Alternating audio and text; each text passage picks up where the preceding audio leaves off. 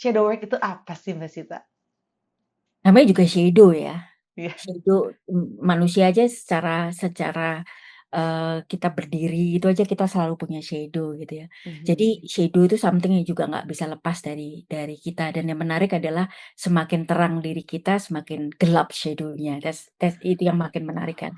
So shadow Oke. itu adalah bagian dari diri kita yang kita tolak, yang kita abaikan, yang kita repress, yang kita deny, yang kita Mhm. tidak terima lah basically Mmm. dari diri kita. Bisa aja karena benar-benar kita nggak sadar, bisa Mhm. aja yang benar-benar kita despise atau kita tuh enek atau kita enggan. Itu bagian dari diri kita. I don't want that gitu. Bisa aja kayak begitu. Tapi bisa aja karena kita nggak aware aja gitu.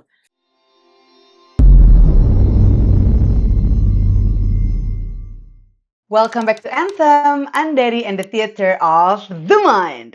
Episode kali ini mau bahas seputar shadow work, archetype, dan individuation. Shadow work, archetype, dan individuation adalah konsep yang dipakai oleh Carl Jung dalam memahami human psyche untuk menggambarkan proses menjadi manusia yang utuh dan terintegrasi secara psikologis. Yang aku tahu itu cuma secuil-secuil aja, makanya langsung aja kita bedah konsep-konsep ini dengan yang lebih paham ya. Please welcome Mbak Sita Dewi, psychotherapist, filial play coach, and mentor human design analyst. Hai Mbak Sita, apa kabar hari ini? Hai, kabar baik. Kamu gimana dari sehat, baik? Sehat, alhamdulillah baik dan excited banget nih akhirnya bisa ngobrol-ngobrol sama Mbak Sita di sela-sela kesibukannya. Sebelumnya mungkin boleh di-share nih Mbak, sekarang kesibukannya lagi apa aja sih Mbak Sita? Kesibukannya lagi praktek sama karena memang banyak ya field yang diambil sekarang adalah lebih ke tadi ada psikoterapinya sendiri kan lebih ke depth psychotherapy. Kenapa depth gitu ya, dalam karena Mhm. memang bekerjanya terkait dengan pikiran bawah sadar. Dan kalau kita bicara pikiran bawah sadar itu kan sesuatu yang, tak terduga gitu ya. Jadi, Mhm. butuh benar-benar kestabilan dari sisi praktisinya, secara mental, secara spiritual, maupun secara fisik gitu. Jadi, Mhm. makanya, kerjanya di balik layar gitu, mulai dari personal life-nya juga diberesin, terus kemudian kesibukannya selain praktek, aku juga lagi belajar banyak sih, gitu. Prakteknya sendiri Oke. aku di 4 tempat, jadinya bagi bagi kayak amuba, membagi diri gitu. Oke, itu berarti full tuh Mbak ya, setiap weekdays kah atau weekend Weekdays. juga? Weekdays sampai hari Sabtu, tapi hari Sabtu itu aku dedikasikan kadang ada offline, kadang ada online. Karena memang hari Sabtu biasanya hari yang, kadang kala suka ada kayak training. Jadi kalau Mhm. ketika hari Sabtu tuh aku agak bebaskan untuk tidak praktek, yang firm gitu. Sometimes aku praktek, sometimes enggak. Minggu aku totally off, karena Minggu adalah hari yang aku dedikasikan untuk diriku sendiri dan family. Oke. Nah, ini sebelumnya aku tuh seneng banget, Mbak, untuk, ngebahas tentang journey-nya Mbak Sita nih ya. Journey untuk akhirnya menjadi seorang psikoterapis tuh seperti apa sih? Kalau tadi kan Mbak Sita bilang katanya personal life juga harus diberesin dulu nih, baru kita bisa kayak ngasih ruang untuk orang lain gitu kan, apalagi kalau udah mengulik bawah sadar orang lain gitu. Nah, Mhm. dari Mbak Sita sendiri gimana sih journey-nya, Mbak? Oke, kalau journey-nya mungkin gado-gado gitu. Kenapa gado-gado? Karena background-ku sendiri bukan dari psikologi, tapi Mhm. background-ku adalah justru teknik arsitektur gitu ya. Jadi teknik Wah. arsitektur S1-nya, terus tapi Mhm. yang nggak jadi insinyur arsitek gitu ya, nggak kerja di lapangan, tapi justru kemudian 16 tahun aku justru banyak di bidang marketing, communication, PR, branding gitu Oke. ya. Mhm. Dan dunianya sangat, bisa dibilang hampir separuh dari duniaku tuh sangat maskulin karena aku ada di Astra waktu itu, terus terakhir, aku juga sempat di Body Shop. Jadi itu background-nya sangat professional life, corporate, tapi tidak bisa dipungkiri sebenarnya meskipun aku sangat into, marketing, communication, aku tuh selalu ketika menjadi seorang leader, di kantor, aku tuh sangat perhatian banget dengan human touch. Jadi kalau Mhm. misalnya kan kita kalau sebagai leader itu, ada jatah di mana kita harus coaching, kita harus mentoring tim kita. Aku tuh mau Mhm. banget itu melakukan itu. Terus kalau Mmm, pada hari Sabtu biasanya, kan setengah hari ya kalau di kantor, itu aku iya. alokasikan untuk, sharing knowledge. Aku senang belajar, Mhm. aku senang handle people. Dan tampaknya itu yang kemudian semakin lama semakin kayak gedor-gedor gitu ya, di Mhm. usia 30-an tuh mulai, 31, 32 tuh mulai calling-nya itu manggil. Oke. Kayaknya nggak cuman ini deh, kayaknya nggak cuman di corporate deh. Nah, Mmm. sebenarnya dari muda aku juga sangat into spiritual. Karena Mmm. keluargaku itu kan Jawa ya, jadi Mhm. Jawa yang into, puasa, Mmm. puasanya yang puasa Jawa ya, kayak, apa, mutih gitu, terus, Oke. kayak melean malam gitu-gitu, kayak prihatin gitu, karena kebetulan Mhm. akarnya tuh akar yang dari Solo gitu. Mhm. Jadi, sangat familiar dengan spirituality dan aku sering tuh datang ke tempat-tempat yang, memiliki kandungan sejarah, terus jadi sangat into begitulah. Oke. Kemudian, Mhm. karena tertarik akhirnya, jadi satu, kayaknya aku mesti serving to something else. Di puncaknya itu di usia 39 akhirnya aku resign. Dan, mengawalinya sebenarnya mungkin dari 2013 aku ngambil hipnoterapi dan oke jadi Mmm. psikoterapis di 2016, 17. Full. Wow, luar biasa. Berarti tuh kayak start-nya umur 39 banget nih, Mbak, ya? Iya, Menjelang empat like puluh to get banget. 40, iya betul. Iya, nah ini pas Heeh. banget, ini kalau aku lihat background-nya Mbak Sita ini di belakangnya itu ruang kerjanya siapa sih, Mbak, itu? Ini ruang kerjanya Jung, jadi into Jung banget, into Jung banget. Nah, tapi sebelumnya boleh dijelasin dulu nih Mbak Sita, gimana sih perjalanannya untuk mempelajari Jungian? Ini kan menarik banget karena yang mau kita bahas lebih dalam nih nanti itu adalah konsep-konsepnya Carl Jung Jung ya, gitu. ya Jung ya. Aku tahu Jung itu sebenarnya malah justru dari tarot. Aku Oh, tahu tarot itu dari SMP. Ya mhm, tadi kan aku into dengan spirituality, bahkan yang mungkin kalau zaman dulu spirituality dengan mysticism gitu ya, itu kan sangat ini ya, esoterik itu kan sangat sangat nyampur gitu ya. iya, Belum bisa bedain.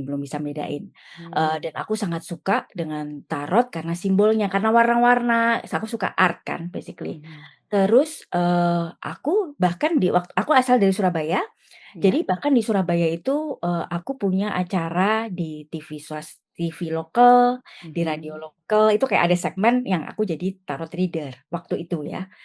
Namun mmm, aku punya aliran yang berbeda dengan tarot reader pada umumnya. Pendekatan aku menggunakan tarot itu adalah aku kayak udah punya pemahaman bahwa kita itu menggunakan tarot sebagai kayak cermin. Tarot mhm, reader sebagai cerminnya yang megangin, and mhm, tarot itu adalah sebagai pesan. mhm, Jadi bukan sebagai kayak cenayang yang lihat masa depan, enggak. iya, Lebih lihat kepada, "Oh, this is the pattern." Nah, oke, kemudian akhirnya makin belajar, yang paling engage banget dari Jung tuh archetype dan betapa archetype itu di seluruh dunia. Kok bisa ya, matahari di satu negara, di negara yang lain dan negara yang lain budaya itu kok ngomongnya sama, kolektif mmm, unconscious. Itu tuh hmm, yang bikin aku kayak, aku mau tahu banyak," gitu. mhm. Tapi pertemuan pertama, tentang apa istilahnya lebih tahu banget tentang Jung justru di 2019 pas aku ke CG Jung Institute. Aku langsung ke Kusnah gitu, ke Oke, wow, kampus. berarti 3 tahun menjadi seorang hipnoterapis gitu kan, Mhm. terus langsung berangkat untuk ngambil, studi Jungian ya, Mbak, ya? Itu kayak aku ikut kayak kurs, kayak course gitu ya, ngambil Mhm, course singkat karena kalau mau belajar serius menjadi Jungian, itu investasi waktu dan investasi biaya mungkin gede banget. Karena mhm, untuk menjadi Jungian analis sendiri, itu aku pernah sama teman baik, kami hitung-hitungan secara investasi itu miliar mungkin ya. Kenapa saya mmm, bilang miliar? Karena, itu kami akan harus bolak-balik. Bolak-balik itu mulai dari harus personal proses, wajib mhm, personal proses mhm, dengan yang listed, terus masa studinya itu panjang dan wah itu dan Swiss Indonesia itu berapa ya? yes. Nggak nggak bisa ngitung nih sekarang Nggak nih, bisa saking ngitung, kayak jadi kayaknya wow. jebol tuh kalkulator gitu. Akhirnya akhirnya saya ngambil jalur yang lebih masuk akal gitu ya. Mhm. Nah, saya masuk ke, play terapi. Saya Oh, masuk ke oke. play terapi, di play Mhm. terapi itu, yang memberikan dasar saya banyak banget tentang pendekatan yang, ada macam-macam termasuk ada pendekatan Jung, ada pendekatan, dari, Carl Rogers, Mmm. pendekatannya, banyak banget pendekatan jadi satu, tapi non direktif. Dia pendekatannya Mmm. non direktif yang sangat gentle, sangat, relational. Dan Mhm. itu somehow tuh relate banget sama Jung, dan di situ pula menjadi basis kemudian saya masuk ke Zen Play Therapy, yang itu Mmm. Jungian. Jadi nggak dapet yang Jungian analis, saya dapet jalur berbeda gitu. Oke, jadi intinya menarik banget nih ya untuk Zen Play Therapy. Nah, kalau misalnya kita mau gitu sesi Zen Play Therapy itu prosesnya apa aja sih, Mbak, yang akan kita lalui? Oke, kalau Zen Play Therapy, yang harus dimulai itu adalah pertama emang ada kondisi-kondisi khusus yang Mmm. mesti disiapkan gitu ya. Mhm. Pertama, kliennya adalah bukan klien anak-anak kecil gitu ya, maksudnya anak kecil yang masih sangat, kan ada ya anak kecil yang kondisinya masih sangat into dengan semuanya dimasukin ke mulut gitu ya, jadi Oh, iya iya belum, iya. itu belum boleh gitu ya. Terus yang kedua, Oke. klien yang kondisinya psikosis atau, psikosis, karena dalam kondisi psikosis itu kan biasanya dia punya, visual yang lumayan, aktif banget. Jadi Mhm. ketika melihat figurin-figurin di dalam ruangan itu, nanti saya akan kasih kamu gambaran ruangannya kayak apa gitu ya. Mhm. Ruangannya itu kan bisa sekeliling ini tuh isinya figurin, itu bisa hidup tuh kayak bagi orang yang memiliki, kondisi psikosis. Jadi Oke. kurang tepat gitu.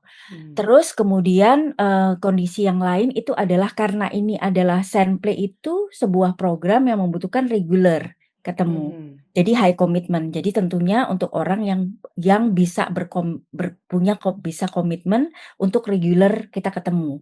Jadi kalau Mhm. butuhnya sesinya saya one time, kurang pas tuh.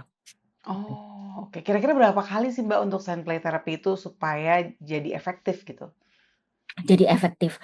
Saya, mensyaratkan untuk Zenplay itu memang kondisinya kalau memang dalam kondisi yang, mmm, cukup berat gitu ya, misalnya habis mengalami grieving gitu ya, Mhm. sebisa mungkin ketemunya seminggu sekali, itu sampai yang Mhm. sangat sangat butuh banget diregulasi emosinya seminggu Mhm. sekali atau 2 minggu sekali, Mhm. setidaknya adalah 6 kali pertemuan atau 12 kali pertemuan dulu.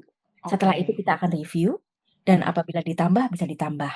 Nah, kalau orang dengan disorder, dengan kondisi disorder gitu ya, Mhm. atau personality disorder, itu bisa lebih panjang.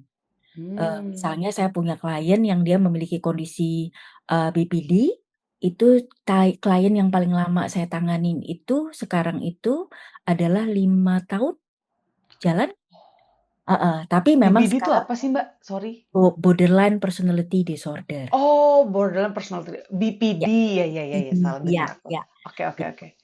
Itu sekarang udah jalan 5 tahun, tapi tidak yang seminggu sekali ketemu, sudah yang sekarang prosesnya adalah lebih ke follow up, jadi sebulan Oke. sekali. Nah, yang menarik juga ini Mbak Sita itu mendalami clay therapy juga ya, Mbak, ya? Maksudnya Iya itu adalah bagian dari terapi yang, di-provide sama Mbak Sita nih untuk, iya, orang atau klien yang membutuhkan gitu. Kalau mhm. clay therapy itu seperti apa, Mbak?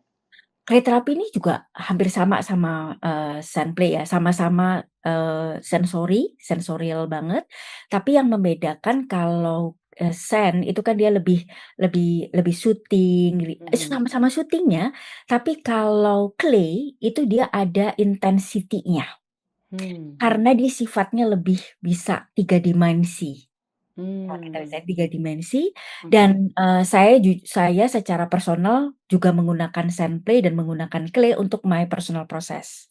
Dan saya kena Oh. banget tuh dengan clay sebenarnya karena, when we touch the clay actually is like we touching our soul kalau buat saya ya. Karena, Wow. clay itu ketika kita menyentuh, itu tuh kayaknya somehow saya ngerasa kayak kita nyentuh diri kita dan emosinya tuh lebih intens. Karena nih kalau Mmm. kita mau marah bisa gitu ya, kita mau, gentle dengan diri kita ya kita bisa alusin, kita bisa kasih air, kita bisa glazing. Jadi kayak it's like, touching ourself. Dan di sini kan ada semua di sini tuh kan semua nyambung sama otak ya. So it's like Mmm. massaging our brain tuh gitu. Wow, menarik banget. Ini cocok Iya. banget ya untuk yang butuh emotional healing gitu terutama. Iya iya iya. Karena di sini Kalau ada, proprioceptif gitu di sini tuh. Jadi kalau ketika ngelakuin itu ya jadi kayak kita massaging ini. Dan ketika 2 tangan bekerja, ini mhm. tuh otak kita kanan kiri ibaratnya ya bukan kanan kiri kayak ada integrasi antara left and, right hemisphere itu langsung kayak di-bridging gitu. Oh, I see. Oke. Mhm. Jadi waktu 2015 itu aku pernah semacam self healing gitu Mbak ke Bali. Waktu itu kayak udah spontaneous aja, Mhm. nggak ketemu siapa-siapa di sana, intinya pengen udah pergi sendirian aja gitu. Terus aku Mhm. sempet ngelakuin itu Mbak, main-main Dengan pasir clay? gitu Oh di iya, pasir. heeh, main Heeh. pasir waktu itu. Main pasir, Tapi tangan aku gitu-gituin, kaki juga gerak. Kaki heeh. gerak, tangan juga gerak gitu. Heeh. Dan emang itu enak banget. Itu kayak pertama kalinya aku be present deh saat itu. Right, be present. Yes. Karena bener-bener kita fokusin ke, sensory play-nya itu ya, kayak, oh my God itu enak banget. Tapi kalau yang clay aku belum pernah sih, jadi kayaknya, menarik juga. Kapan kita Kalau cobain deh. kalau clay ini syaratnya apa Mbak, clay terapi? Kalau clay ya kurang lebih hampir sama ya, dan Mhm, clay itu sebenarnya jadi sangat daya tarik, tapi yang jelas kalau memang saya melihat ya, kalau orangnya kenyi banget gitu, masih punya sensitivity yang tinggi banget dengan, clay, itu ya mungkin bisa jadi isu memang gitu. Jadi, saya akan bilang, "Oke kita beralih dulu, pindah dulu," kalau belum bisa nyentuh clay yang alami, saya biasanya pindahin pakai soft clay. Pernah tahu nggak yang soft clay yang warna-warni? mmm, Itu ada kalau mhm, kita beli di Shopee, mohon iya, maaf menyebut, e-commerce, nggak apa-apa. itu ada 2 ada 12 warna, harganya cuman 10 ribuan gitu. Nah, saya biasanya ngajakin main itu dulu. Oke. Nah Rasanya soft banget gitu. Jadi kayak mengurangi kita bridging gitu ya. Kita bridging, kita ajak pelan-pelan dosing, istilahnya kita dosing ke sesuatu material yang lebih aman sampai akhirnya kita masuk ke clay, gitu. Oke. Nah, sebelum Mbak Sita ini menjadi seorang, psikoterapis gitu ya, atau hipnoterapis kan juga Mbak Sita ada perjalanan personal journey-nya dulu nih gitu. Ya. Sebelumnya aku mau tahu nih Mbak, arti healing untuk Mbak Sita tuh apa sih? Oh. Personally. Aku tuh seneng banget dengan kata pulang ke rumah ya, gitu ya. Jadi, Mmm, arti healing tuh ketika kita bisa pulang ke rumah, ke diri sendiri gitu ya. Saya ingat mmm. waktu saya belum healing gitu ya, itu saya bahkan lihat diri saya di cermin aja nggak berani gitu. Oh, oke. I feel so ashamed of myself gitu ya, ibaratnya kayak begitu Mmm, gitu ya. mhm. Jadi ketika healing tuh adalah ya I can see myself just who I am. Mmm, Jadi mungkin ada hubungannya healing tuh ada hubungannya dengan I simply can show myself just the way I am gitu. Itu healing mmm, sih buat saya gitu ya. oke. Terus, dan feeling safe itu yang penting ya, feeling safe Mmm, in my own term, in my own body, that's healing sih. oke. Dari kapan Mbak Sita mau mulai perjalanan healing? Oh, saya dulu dikenal sebagai anak yang wah, kalau katanya kakak saya yang Mhm. kakak saya nomor satu, saya itu anak yang judes banget katanya gitu, antagonis Oh. katanya gitu. Nggak kebayang sih aku, Nggak karena kebayang sekarang ya? Mbak Sita senyum terus, iya. Saya itu judes banget, anak Capricorn, shio naga, jadi kebayang Wow. ya kayak powerful gitu ya. Tapi sebenarnya di balik itu saya nggak pedean gitu ya, saya nggak pedean, tapi ya nutupinnya dengan itu gitu. Jadi saya kecilnya dibully dan, nggak pede, tapi harus pede. Jadi banyak mungkin satu kata adalah living contradiction. Jadi I've been living in a contradiction for years, jadi Mhm. struggling a lot. Dan barusan saya juga baru tahu bahwa, melalui beberapa proses tuh saya juga baru tahu kayak saya itu ternyata, memiliki satu kondisi yang thanks to teknologi itu dulunya, namanya mungkin problem di sensori gitu ya, kalau zaman sekarang problem di sensori gitu. Yang Mhm. akhirnya saya itu kayak mungkin orang ngomongnya high high sensitive person, jadi so Mmm. sensitive jadinya saya tuh overwhelmed dengan apapun input yang saya terima, Mhm. akhirnya itu bikin saya jadi anak yang nggak bisa diem, rebel. Mhm. Jadi di rumah itu saya selalu beda, Oke. semuanya nurut, saya enggak, gitu. Mmm. Selalu mencari sesuatu di luar rumah, misalnya, masuk semuanya mau masuk pesantren, saya nggak mau, gitu. Mhm. Semuanya, belajar apa, saya enggak. Mmm. Dari kecil aja saya udah ngumpulin patung Buddha, patung, Mmm. Jesus, gitu-gitu. Jadi memang dari kecil tuh udah unik lah, gitu. Jadi Mhm. pencarian saya dulu sebenarnya pencarian tentang hidup ya, pencarian Tuhan ya. Mhm. Sampai Oke. akhirnya karena berbeda itu dan selalu melawan orang tua gitu ya, Mhm. saya kan akhirnya pain, selalu ngerasa pain, selalu kenapa kenapa kenapa, saya larinya ke meditasi, larinya ke Mmm. spiritual, larinya ke cowok, pacaran gitu ya, ngerasa nggak Mhm. itulah ya, untungnya nakalnya itu gitu, untungnya nakalnya itu. Tapi Oke. nakalnya itu membuat saya jadi ngerasain melihat banyak hal dan merasakan, mendalami kehidupan kali ya, Oke. gitu. Itu perjalanan saya. Mhm. Mmm, Sampai kemudian yang paling heavy itu mungkin kalau luka paling dalam is the pain of being different and rejection kali ya, Oke. because I'm Dan different. start mulai untuk kayak, "Oke, ini kayaknya aku harus memperbaiki," atau kayak harus dirilis nih Heeh, dirilis beban-bebannya ya. gitu. Oh Itu oh start itu kapan, Mbak? Wah, itu udah lama juga tadi, karena mungkin rilisnya tuh tapi nggak tahu caranya ya, tapi kayak lewat meditasi, Oke. terus lewat puasa, lewat ikut Mmm. belajar macam-macam, terus sebenarnya pengen rilis sebenarnya, tapi apa iya gitu. Mhm. Terus saya ikut ESQ, masih zaman dulu tuh kan ada Mmm. ESQ gitu kan, Mhm. Mhm. terus saya ikut kayak ada training-training, pengenalan diri, Mhm. Tapabrata, gitu-gitu, saya ikut juga gitu. Wow, jadi Heeh. journey-nya udah macem-macem banget Panjang, nih. iya macam-macam banget. Terus, bener-bener rajin terapi ya mungkin dari 2010.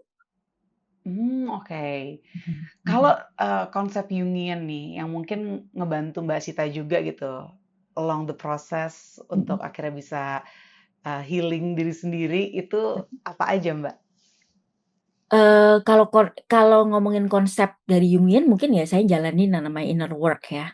Inner work, di Mmm. dalam inner work itu kan ada shadow work gitu ya, di Yes. dalamnya ada shadow work, ada, ada active imagination, terus kemudian Mhm. ada, dream analyzing, a a an Mmm. analyze gitu ya, Mhm. analisis.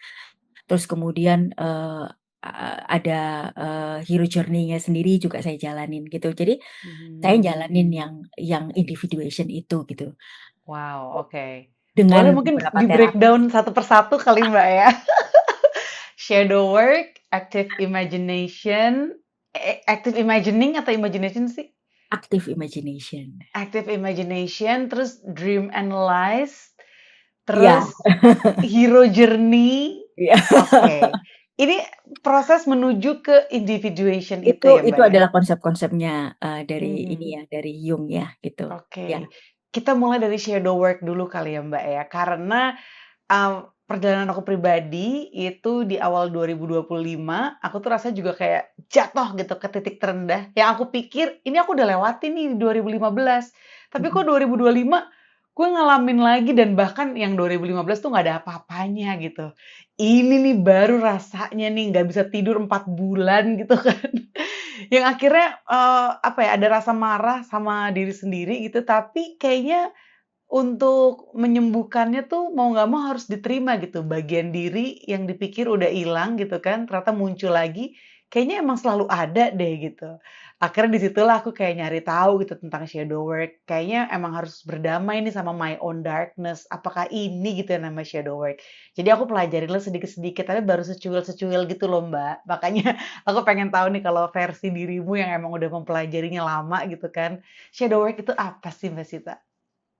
Namanya juga shadow ya. Iya. Shadow, manusia aja secara secara, kita berdiri itu aja kita selalu punya shadow gitu ya. Mhm. Jadi shadow itu something yang juga nggak bisa lepas dari kita dan yang menarik adalah semakin terang diri kita, semakin gelap shadow-nya. That's itu yang makin menarik kan. So shadow Oke. itu adalah bagian dari diri kita yang kita tolak, yang kita abaikan, yang kita repress, yang kita deny, yang kita Mhm. tidak terima lah basically, Mhm. dari diri kita. Bisa aja karena benar-benar kita nggak sadar, bisa Mhm. aja yang benar-benar kita ya, kita despise atau kita tuh enek atau kita enggan, itu bagian dari diri kita. I don't want that gitu, bisa aja kayak begitu. Tapi bisa aja karena kita nggak aware aja gitu, gitu. Jadi, Mmm. itu adalah shadow. Bisa juga bagian itu memang karena kita nggak aware, nggak berfungsi, ya jadi shadow, itu bisa gitu. Oke. Aslinya itu adalah potensi kita, tapi nggak pernah kita olah, ya itu bisa jadi shadow juga gitu. Mhm. Nah, jadi Oke. kan makanya shadow itu seluas itu sebenarnya istilahnya, deskripsinya ya, Mhm. pengertiannya gitu. Mhm. So it's not Oke. always dark, it's not always, something yang jelek. Makanya kan ada Mhm. istilah kemudian kalau dengar ada yang namanya golden shadow gitu. Mmm. Nah, itu kan ada golden shadow. So, Yes. shadow itu kan berarti sebuah, pekerjaan batin nih Bang ya, pekerjaan batin yang kita Mhm. lakukan untuk mengenali bagian yang tadi kita tolak ini, tidak kita sadarin ini, Mhm. yang kita tekan ini, kita naikkan ke permukaan dari Mhm. unconscious kita menjadi Mhm. conscious, menjadi kita kenali dan kita, nggak hanya kita kenali, tapi kita embody. Kita Mhm. jadikan ini utuh bagian dari kita. That's shadow work, basically. Oke. Ini, aku jadi teringat salah satu quote yang famous gitu ya dari Carl Mhm. Jung, "Until you make the unconscious conscious, it will control your life and you call it fate." Yes. Itu tuh kayak, apa ya, bener-bener kita tuh diminta untuk aktif gitu kan, Mhm. menyadari Ya. si hal-hal yang sebenarnya tuh bagian dari diri kita, Mhm. tapi selama ini kita ignore, kita bahkan nggak sadarin gitu kan, Mhm. yang ternyata diem-diem si yang nggak kita sadarin ini, Iya, itu yang mengontrol diri kita, mengontrol hidup kita gitu kan. iya. Dan akhirnya ya udah we call it fate, emang nasib gue begini, udahlah gitu. Mhm. Iya. Kalau kamu, melihatnya seperti apa sih Mbak, quote ini? That's also one of my favorite dan itu kalau di sesi, self discovery yang biasanya saya self discovery menggunakan human design, salah Mhm. satunya itu saya ungkapkan itu, karena apa, tadi kita tuh seringkali, ngecap diri kita itu, "Eh, aku nih begini, aku tuh begitu," gitu, dengan gampangnya. Tapi Ya. dipahami ya, kita Mhm. dengan mudah mengecap diri kita A dan B, karena mencari kepastian atau berpegang pada kepastian itu adalah membuat kita aman, gitu ya. Ya. Emang kok aku ini misalnya A, memang aku ini B, gitu. Mhm. Tapi yang menariknya, jarang dari kita mengecap itu karena berdasarkan, eee, mengetahui sesungguhnya atau Mhm. menyadari itu memang itu. Mhm. Padahal bisa jadi ketika kita mengecap itu, label kita sesuatu itu tidak based on our understanding ataupun digali dulu sebelumnya. Bisa jadi Mmm. kita mengucapkan itu karena kita takut gitu. I give you the example di aku dulu ya, paling Ya. enak tuh kan example diri sendiri supaya nggak salah nih. Mhm. Aku dulu tuh paling takut sama orang yang kritis, aku paling takut sama criticism, aku Oke. paling takut sama judgement. Sama Mbak. Karena basically aku insecure gitu ya. Ah. Tapi aku nggak acknowledge my insecurity that time. Aku Mmm. nggak acknowledge my insecurity, jadi just simply I, avoid, judgment. Mhm. Yang kemudian aku lakukan adalah, aku tuh nggak mau deh deket-deket sama orang-orang yang mulutnya tajam-tajam. Jangan jadi orang tuh yang terlalu, apa namanya, harsh gitu, Mhm. gitu-gitu, gitu. Akhirnya, yang aku lakukan, aku selalu menghindari orang kayak gitu. And you know what? Most of my best friend and even my husband, ya Allah, gitu ya, Sama. itu, gitu ya, jelup jelup jelup gitu kalau ngomong gitu ya. Jadi, Oke. tapi somehow even my temenku baik yang aku selalu akan cari untuk, aku butuh ngobrol sama lu," gitu ya. Itu Mhm. adalah orang kalau ngomong gitu ya. Dia kayak bukan kayak Mmm. silet, kayak pisau bedah itu mulutnya gitu ya. Bisa Nggak cuman betul. mulutnya, tapi isi kepalanya juga. Karena Oke. ternyata setelah aku menjalani my own therapy session, akhirnya ternyata aku baru menyadari waktu itu, aku sendiri tuh orangnya sangat kritis. Mmm. Aku sendiri tuh orangnya tuh sangat kritis dan sangat tajam dalam menganalisa, sampai bisa Mhm. ngiris-ngiris dalam bisa mendissect. Oke. Tapi karena waktu itu aku tidak menyadari dan aku senengnya naif, ya aku bukan ngomong innocent ya, aku sangat naif, jadi aku Mhm. menghindari. Dan Mmm. tanpa aku sadari juga waktu itu aku paling gampang dibohongin orang. Mmm. Karena I see everything from the eye of pink. Everybody nice, everybody good gitu. Ini pink, Mbak? Ya itu pink baju kamu. Aku suka tadi sama picture profile kamu, gitu. Jadi Naif jadi banget kan? naif banget. Jadi kalau ada orang tuh baik, karena aku baik, kamu baik gitu. Akhirnya ketika dikecewain sama orang, nangisnya bisa berhari-hari. Kok bisa sih dia mikir gitu, gitu. Ya bener bisa aja gitu. Oh my God, Mbak. Jujur nih aku ngerasa kayak lagi berkaca juga nih ya sama my experience gitu tentang kenaifan itu gitu kan, Mmm, tentang, gimana caranya supaya nggak di-judge gitu kan, terus ya ya fit in segala macam itu ya. juga aku ngalamin gitu, terus kayak Mhm. nggak suka dikritik, maksudnya kayak Mhm. sebenarnya sih kayak di depan orang itu aku kayak, "Nggak apa-apa lu kritik-kritik aja, santai aja, bawa asik aja." Tapi Yoi. diem-diem tuh membekas gitu. Iya betul, Itu betul. shadow work aku juga sih. Shadow.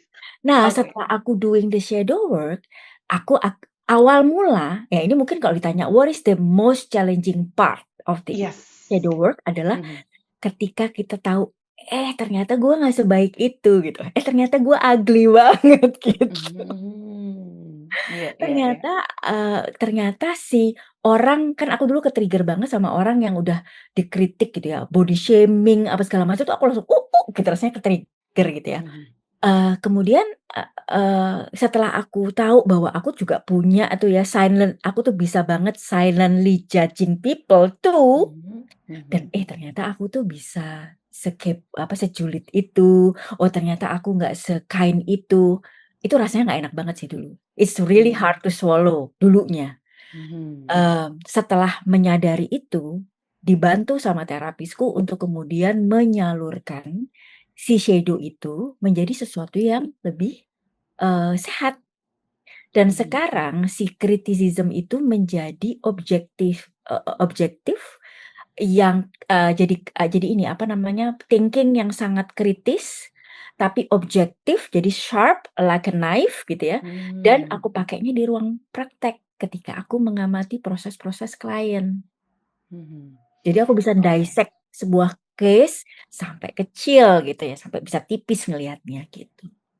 Wow, ini aku baru kepikiran rhyming nih, Mbak. Naif and knife itu kayak Oh, thank you. rhyming gitu.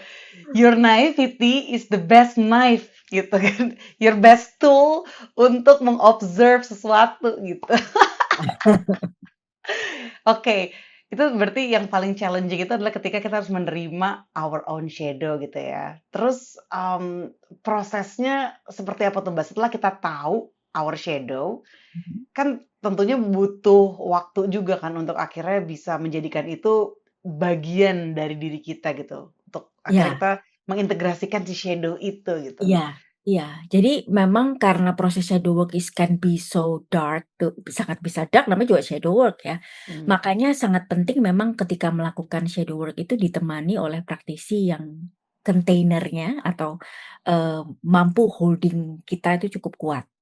Dan terutama kalau saya, karena di apa namanya, di pendekatan Jungian itu sangat sangat sangat digaris besar bawah gitu ya, bahwa praktisi Jungian itu wajib untuk melalui personal proses. Jadi kalau mmm, kalau saya meminjam pendekatan Jungian analis ya, itu kan yang mereka itu kan punya beberapa praktisi, tapi praktisi yang ibaratnya kayak levelnya yang Jungian analis itu, mereka kan sekolahnya panjang sekali. mhm. Mereka itu harus melalui bisa ratusan jam untuk diproses sendiri. Untuk sebelum Wow, akhirnya mereka menjadi Jungian analis. Nah, tapi mereka background-nya boleh, nggak harus seorang psikologis, boleh. Background-nya boleh jadi dari dokter, boleh dari, social worker, boleh dari apapun, tapi mhm, mereka harus mengalami pendidikan dan mereka harus melalui proses analisis dulu, gitu. oke. Harus melalui proses personal dulu. Nah, kenapa harus melalui proses analisis dulu? Karena mereka nanti akan meng-handle klien yang mengalami proses transformasi yang bisa sangat heavy ibaratnya gitu. Karena Mhm, ibaratkan proses, individuation itu atau proses inner work itu kayak nyelam masuk ke dalam dive gitu. So bayangin kalau kita mau nyelam ke bawah kan si instrukturnya juga mesti pinter nyelam ya, karena dia mhm, tahu, kedalaman berapa itu akan mulai berbahaya. Kalau mhm, dia akan lihat kondisi si kliennya ini, dia udah cukup kuat nggak, kalau belum oke berhenti dulu, nanti masuk lagi, berhenti dulu, gitu.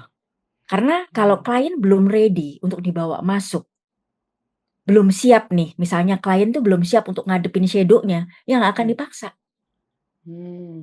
oke. Bahayanya apa, Mbak, kalau dia belum siap sebenarnya menghadapi shadow-nya, tapi kayak ditarik gitu untuk, ya harus gitu sekarang gitu, misalnya kayak semacam dipaksa gitu? Kalau di nyelam apa yang bahaya?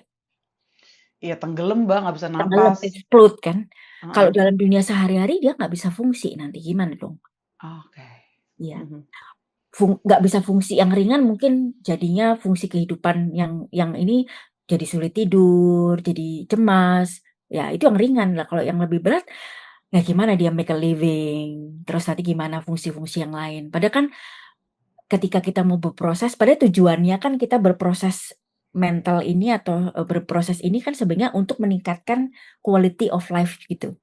Tapi kan jangan mmm, sampai kita risking the quality of life juga. oke. Kalau bisa Jadi nih sama-sama gitu. bener-bener harus kayak perlahan gitu, Mbak, ya?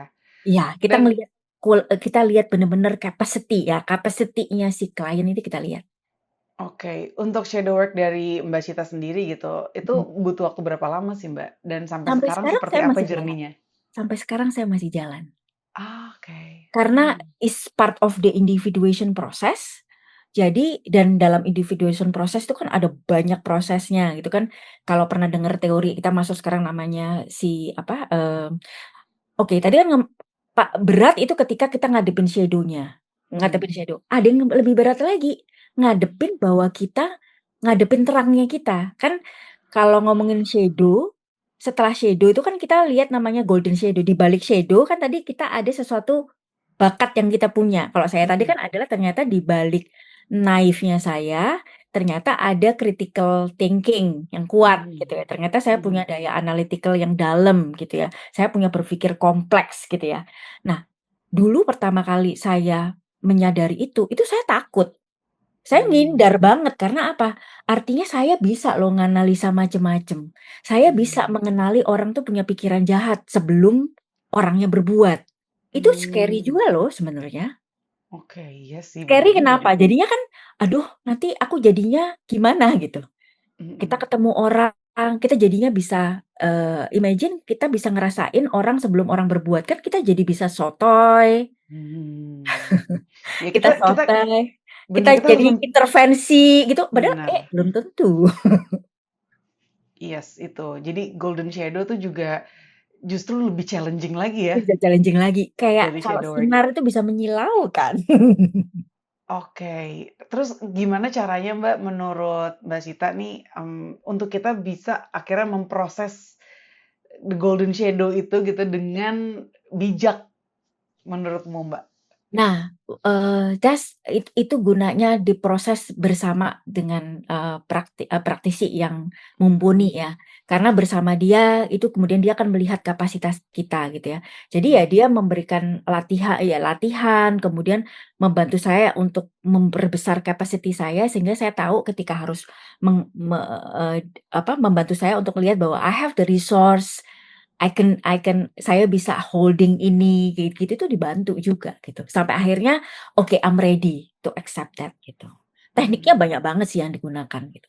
Kalau mhm, tekniknya satu-satu sih saya mungkin agak cukup sulit ya, itu kan mmm, kerja di balik layar ya, tapi mhm. tapi yang jelas the presence of the therapist itself tuh embedded jadi satu keberhasilan dari terapi itu sendiri gitu. Oke. Selain tekniknya ya gitu.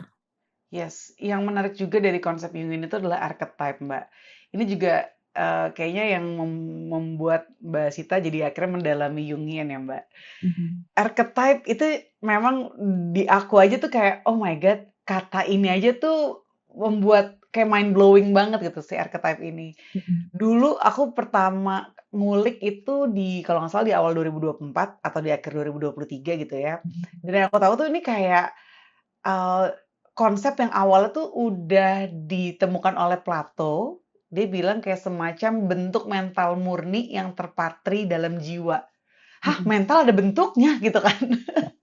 Tapi akhirnya baru dikukuhkan lah ya oleh Carl Jung, si konsep archetype ini. Nah, mhm. penjelasan dari dirimu archetype itu apa sih, Mbak? Karena Iya. emang agak susah nih untuk ngejelasinnya gitu. Iya, paling gampang memang kalau kita bicara archetype itu adalah tadi soul template ya, itu paling gampang. Iya, Mmm, archetype is the soul template gitu. Jadi kayak dia itu, cetakan cetakan awal gitu ya, cetakan awal gitu ya. Di mana segala sesuatu itu adalah ada cetakannya, ada mmm, polanya gitu, ada mhm, polanya gitu. Dan ini kan jadinya, eee eee, memberikan bahwa sebenarnya segala sesuatu di dunia ini memang ada pattern-nya gitu ya.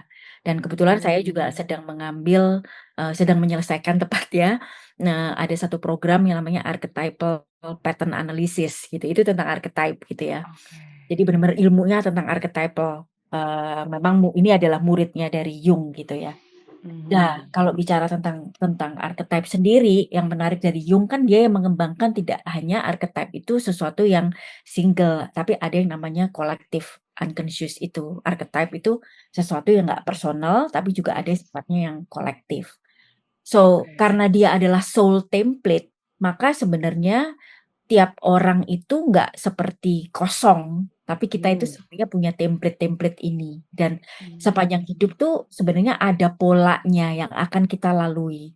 Mungkin kalau di mmm, dunia, psikologi itu ada namanya staging of developmental gitu ya.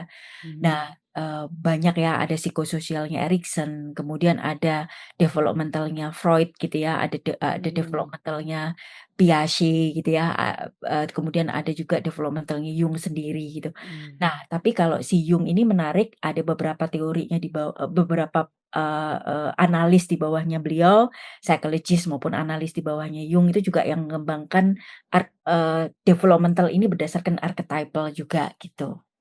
mmm, Mulai dari Tony Wolff ada, terus ada beberapa sih Maria Maria French itu juga dia punya. Jadi kayak ada beberapa sih yang saya tahu. So archetype is interesting karena kalau di saya, terutama kalau di pekerjaan Sandplay, mhm, ketika klien itu naruh figurin yang itu archetype, saya itu langsung bisa kayak membantu saya untuk meng-capture situasi itu dengan lebih cepat. Meskipun mmm, saya tidak mendiagnosa, tidak juga langsung mengambil kesimpulan dengan cepat, but at least it help me to navigate.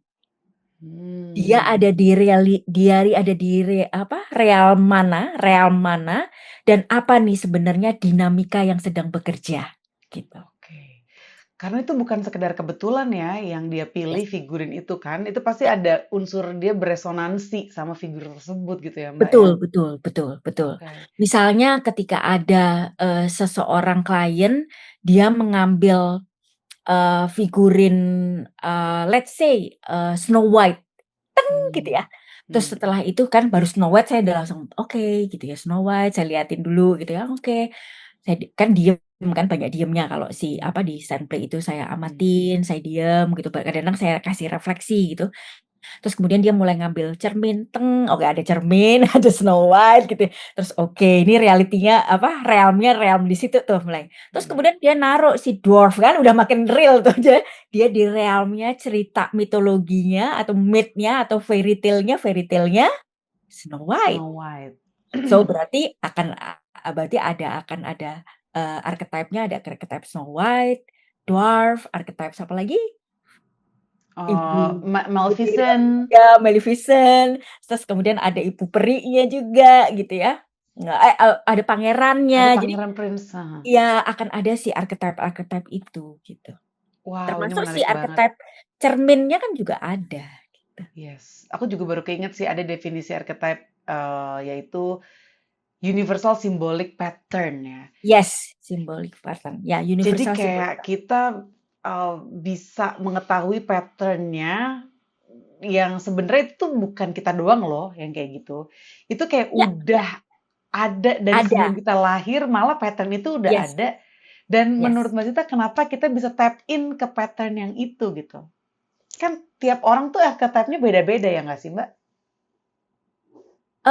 Archetype-nya beda-beda, tapi ada archetype-archetype yang kayak, primary archetype.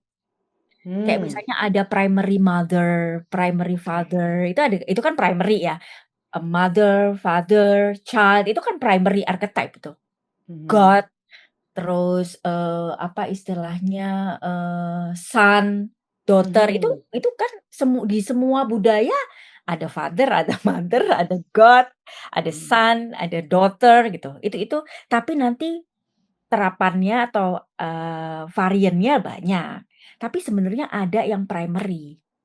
Oke. Nah, kalau yang primary itu tuh berkaitan juga sama peran yang lagi kita jalanin nggak sih, Mbak? Ya, iya, akan sangat Oke. ber akan sangat berkaitan gitu, dengan peran kita, dengan fase hidup kita, dengan, apa istilahnya, ya kayak gender kita, Mmm, pekerjaan yang kita pilih, itu langsung kayak mhm, misalnya saya adalah seorang psikoterapis, mhm, maka archetype, yang akan nyambung sama saya mungkin nggak cuman archetype psikoterapis, mungkin, archetype shaman, mmm, archetype healer. oke. Gimana cara kita tahu apa aja sih archetype kita gitu, Mbak, untuk akhirnya membantu kita mengenali our pattern, our life pattern? Kita mulai dari mengenali our pattern dulu ya, kita mengenali diri kita dari apa kebiasaan kita, terus Mhm, kemudian ciri khas kita, mengenali diri dulu, dari itu setelah itu di-clustering ke archetype-nya, itu mhm, sih. Nah, tapi yang lebih menarik lagi, what for-nya dulu gitu, mhm. what for sebenarnya, untuk Oke. apa dulu kita mengenali itu. Yes. Yes, karena untuk archetype sendiri tuh, rasanya itu kayak bisa ngebantu aja gitu, ngebantu Mhm untuk proses mhm, healing, yes proses yes, transformasi gitu kan. oke oke, Untuk karena akhirnya kita memang kayak mhm. bisa merangkum, ini sebenarnya hidup gue tentang apa sih gitu. Kalau itu pengen tahu tentang apa, karena arsitek kan banyak banget ya. Sebenarnya Mhm, saya itu selalu percaya, psyche itu tahu mana yang sedang ingin dia tunjukkan. Makanya biasanya, saya punya prinsip kalau dalam terapi itu adalah the uncertainty principle. Jadi, mmm, I don't know, I know what I don't know, gitu ya. Jadi ketika dalam sesi, itu adalah saya selalu terbuka, gitu. Saya selalu mhm, terbuka dengan apa yang klien sajikan hari ini gitu ya Mas saya. mhm, Jadi, apa yang ada di Sandplay, misalnya di sesi, apa, Jungian Sandplay, itu mhm. klien apa yang taruh, lah itu adalah yang memang sedang dia ingin show. Oke, Inner world-nya yang sedang ingin di-show itu adalah itu, dan itu berarti mhm. psyche-nya dalam kondisi itu. Nah, kalau Hmm. mau tadi nanya, berarti saya ini sedang dalam state apa? Saya bisa Ya. tahu nanti di send play session. Oke. Kita sedang dalam state apa? Jadi kalau Anda pengen tahu saya lagi di state mana, tanya Hmm. terapis saya. Terapis saya tuh bisa cerita tuh, Sita tuh lagi di state apa tuh. Karena dia yang Hmm. megang rekaman dari perjalanan sun play-nya saya. Jadi saya Oke. juga megang tuh sun play-nya klien saya juga bisa tahu, oh dia lagi di staging ini sekarang. Karena Hmm. kalau nanti kalau belajar sun play kita akan dikasih tahu staging tentang soul. Kalau sedang berproses itu ada staging-stagingnya. I see.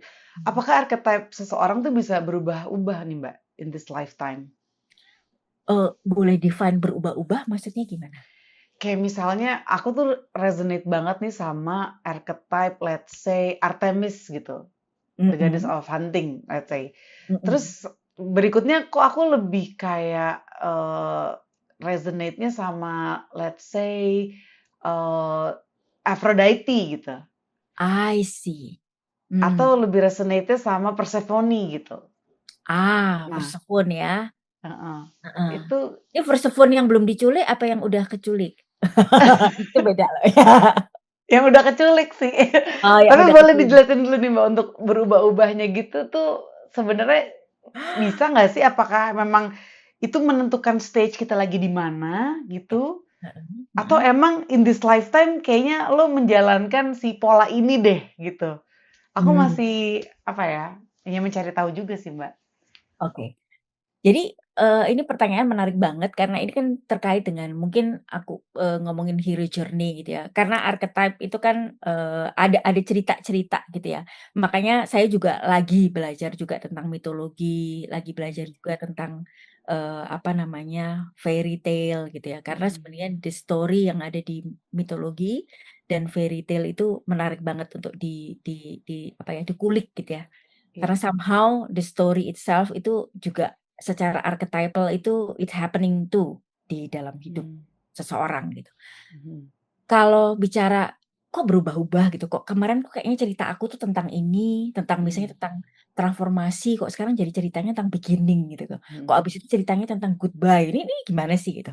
mhm. Jadi kan, kalau Jung itu kan, perjalanan beliau menggambarkan manusia itu adalah tentang mengutuhkan diri. Mmm, Bahwa ketika kita, dalam ibu kita lahir itu kan kita kayak fragmented gitu ya. Terus iya. and then, kita belajar nguatin ego di fase awal gitu ya, fase hidup awal, terus di tengah, terus di akhir itu kita mulai ke spiritual kan gitu ya. Mhm. Di spiritual itu mulai kita melepaskan ego kita gitu, karena fasenya Mmm, adalah fase lebih ke pencarian kembali lagi gitu ya. Nah, sebenarnya tentang menguatkan ego dan melepaskan ego ini adalah tentang kita jadinya utuh, untuk mhm, menjadi diri yang otentik kan sebenarnya, gitu. iya, Menerima semua bagian dari diri. Itu adalah konsep mhm, dari individuation-nya, Jung, gitu.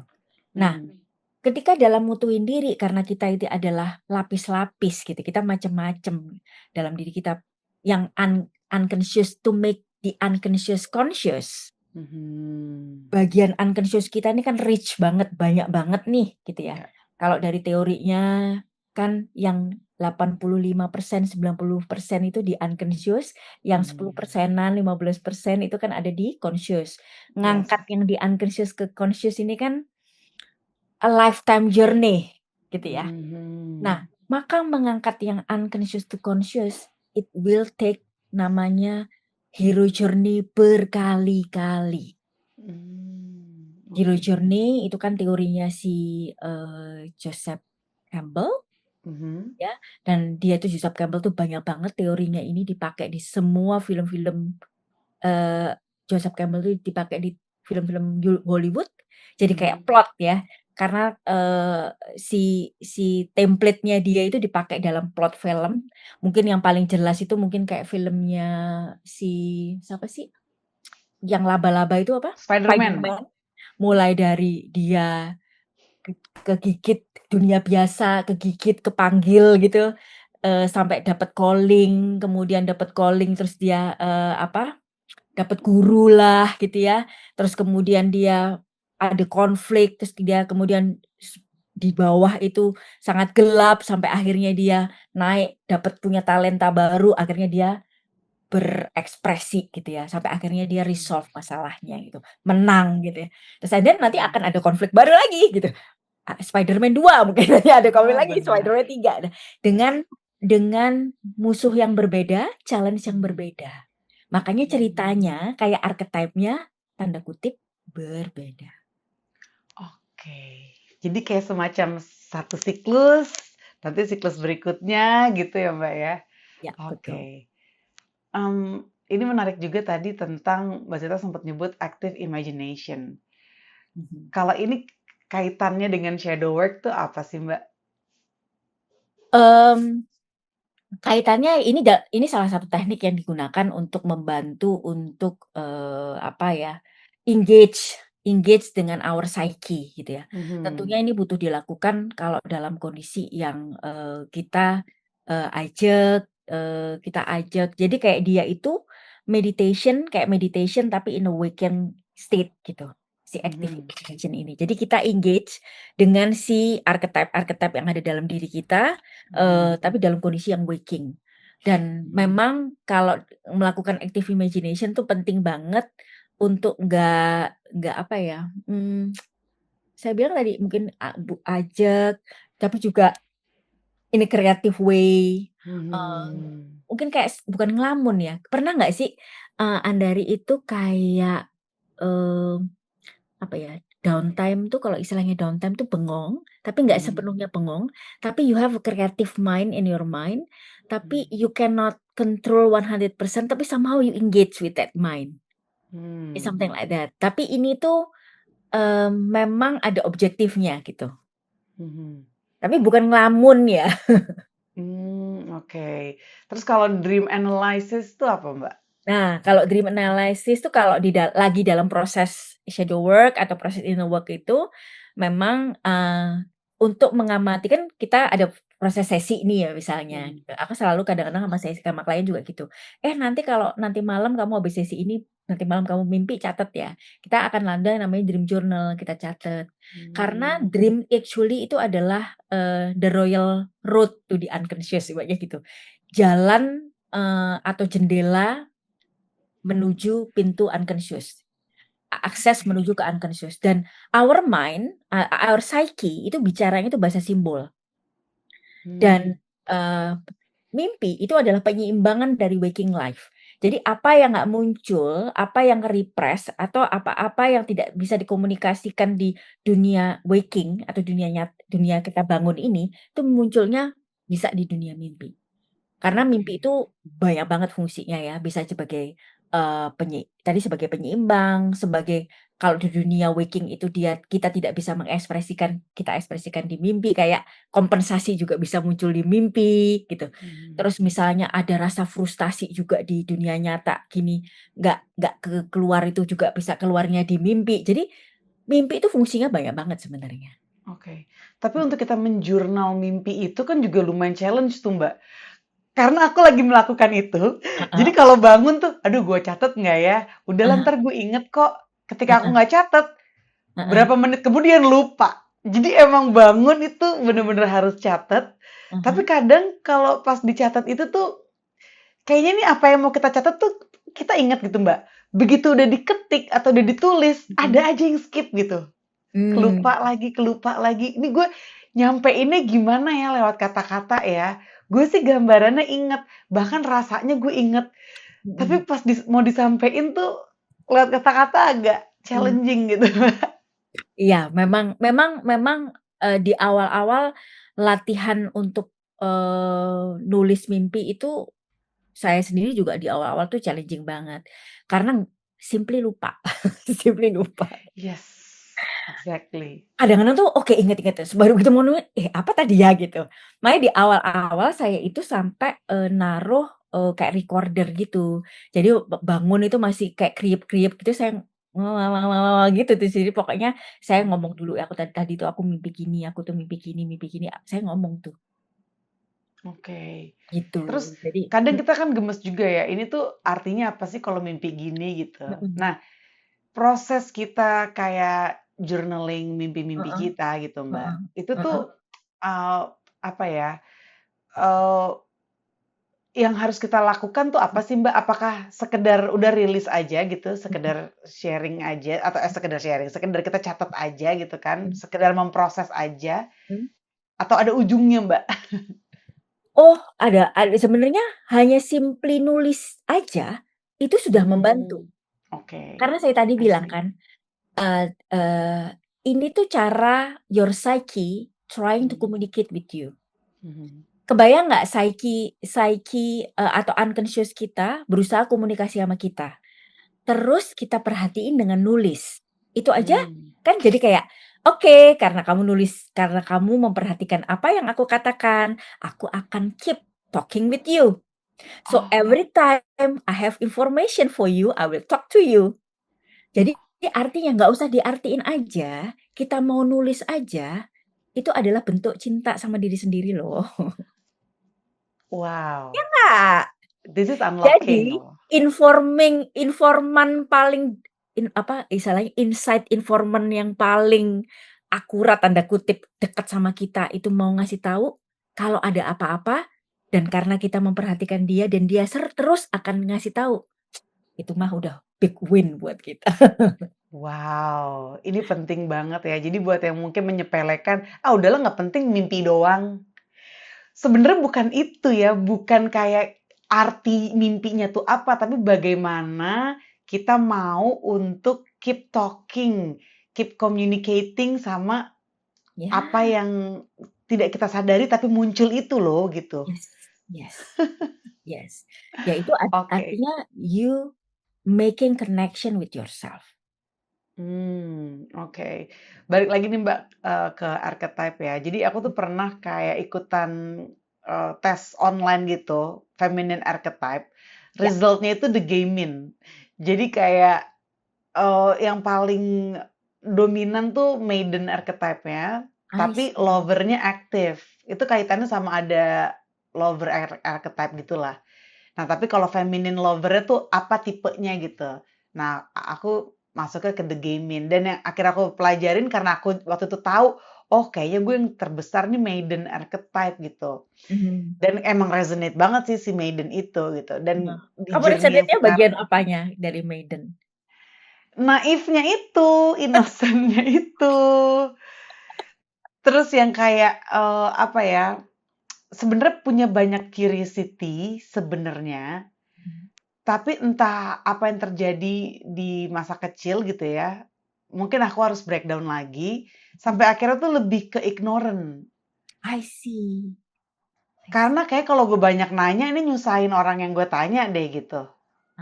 Oke. Tapi Mmm, pada kenyataannya ketika si, partnernya ini mau willing menjawab, gue akan nanya terus dan bisa jadi codependency sih gitu sama which is itu terjadi sama suami aku gitu. Aku apa-apa nanya dia mulu gitu kan. Dan di masa lagi low itu, hitting the rock bottom, itu aku apapun aku tanya, saking gue nggak bisa nih decide sendiri. Sampai akhirnya aku nyadar kayak, kayaknya gue harus mandiri deh, nggak bisa nih gitu. Karena bukan cuma nyusahin dia, tapi nyusahin diri gue juga gitu, nggak latihan mandiri gitu. mhm Nah, mhm. tapi ketika apa ya, udah ketika mungkin ke-hijack sama protective part aku gitu ya, jadinya gue nggak mau nanya gitu. Karena udahlah daripada gue nanya dan gue juga nggak tahu, udahlah gue nggak usah pikirin. Ada Mhm kayak ignorant gitu. Cuma kalau aku dig deeper, mhm. si maiden archetype ini sih itu yang kayak embedded banget gitu. Yang punya Mmm, banyak curiosity sebenarnya mhm. dan Eee, terbuka banget gitu, jadi terkesan kayak naif gitu kan, tapi sebenarnya emang terbuka aja karena everything is possible gitu. Mmm. Kayak semua hal tuh mungkin kok, jadi orang ngomong apa tuh kadang, "Oh iya, emang kenapa?" Iya, Mungkin bagi orang lain ya nggak mungkin lah, "Hah, heeh. mungkin lagi? Emang kenapa nggak mungkin? Emang lu tahu? Emang lu siapa? Kok lu tahu semuanya? Kalau emang itu beneran, lu mau gimana?" Gitu. Makanya sama hal-hal yang mistis aku juga open gitu. Mhm, mhm. Karena ya emang mungkin kok, emang gue Ya, tahu semuanya gitu. Kan gue ah, nggak tahu mhm, semuanya, ya mhm, kan? mhm. Yes, Cuma yes, yes. kadang itulah yang akhirnya jadi berbenturan sama eh, boundaries ya. Ya, betul betul betul betul betul betul. Karena Nah tadi itu si sih. Nah, si jadi itu sih Maiden itu nah, begitu terus polosnya ya. segitu polosnya dan ketika dikaitkan sama diri aku yang sekarang nih udah menjelang 40 tahun gitu ya. Aku resonate entah kenapa aku nyari tahu ketemulah si Persephone ini gitu. Hmm. Sebelumnya emang aku udah kayak ada resonate sama Pluto. Which I is Pluto see. itu si Hades kan gitu. Jujur aku masih pelajarin banget Pluto itu kan planet ya gitu. Tapi ternyata dia archetype juga ya. Ya, Gimana archetype. sih? Mhm, Ini mhm, menarik banget untuk aku, cuma ya aku masih secuil banget lah Mbak gitu. mhm, Nah, mhm. kalau dari Persephone ini kaitannya sama mungkin apa ya, membantu kita memahami proses transformasi itu seperti apa sih Mbak? Apakah semua orang yang sedang bertransformasi itu connect gitu kan sama archetype Persephone atau sebagian aja yang emang dia tap in atau bukan tap in sih, atau yang mungkin emang dia tuh relate gitu sama si Maiden archetype? Ya, sangat relate ya, ada satu, apa, dia itu bisa dibilang teman dekatnya Jung gitu ya, Tony Wolff gitu ya, yang Hmm. pernah tinggal satu rumah juga sama sama Jung gitu ya. Tony Wolff ini dia punya, archetype 4 archetype, apa namanya, dia psikoanalis, dia kolaboratornya, dia bikin 4 archetype of a woman, yang ini 4 archetype ini juga menggambarkan perjalanan, perempuan juga gitu. 4 ini Hmm. adalah sebenarnya tadi kamu udah sebutin ada maiden gitu ya, si maiden ini, terus kemudian ada, apa namanya, ada maiden, terus kemudian ada mother, ada hetaira, terus kemudian ada Amazonian ya, gitu. Mhm. Jadi, si maiden sendiri kan menggambarkan sisi naivete ya dari perempuan, Iya. sisi apa istilahnya, instinktualnya perempuan. Jadi kalau kalau kita lihat si maiden ini kan, apa, dia tadi sangat open, sangat curious, sangat Mhm. pengen tahu, karena Mhm. dia kan gambarin tentang youth-ness kan, namanya juga maiden gitu ya. Mhm. Nah, cuman fase ini tuh juga butuh bertumbuh di fase berikutnya, gitu. Makanya kamu Mhm. tadi ada ngomong lover setelah itu. Nah, lover ini si hetaira nih, si romantik gitu ya.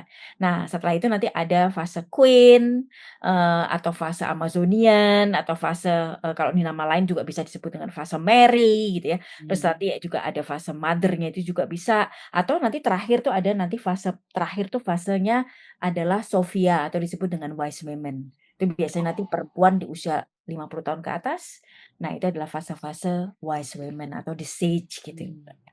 Nah, kalau kaitannya sama, Persephone itu cakep banget sih ya kalau kamu menyebutkan dia. Karena Persephone itu kan sebenarnya dia itu, the goddess of aku lupa ya, dia itu kan anaknya Zeus ya, anaknya Anaknya Zeus Zeus sama perempuan. Ya Demeter anaknya itu Zeus sama enggak? Demeter ya. Mhm. Kan ceritanya itu dia itu diculik ya, diculik sama Hades. Mhm. Ya kan, diculik sama Hades, dibawa ke underworld. Dan dia Mhm. itu kalau nggak salah Persephone itu dewi spring, nah bayangin nih spring. Iya sih Dia Demeter itu the goddess of fertility, fertility dewi ya, kesuburan ya? Mhm. Demeternya sendiri adalah fertility. Mmm. Tapi si Persephone-nya sendiri kan dia spring. Dia tuh Oh, I sangat see. spring, vegetation ya, dia sangat inilah, tapi emang cantik banget kan ceritanya.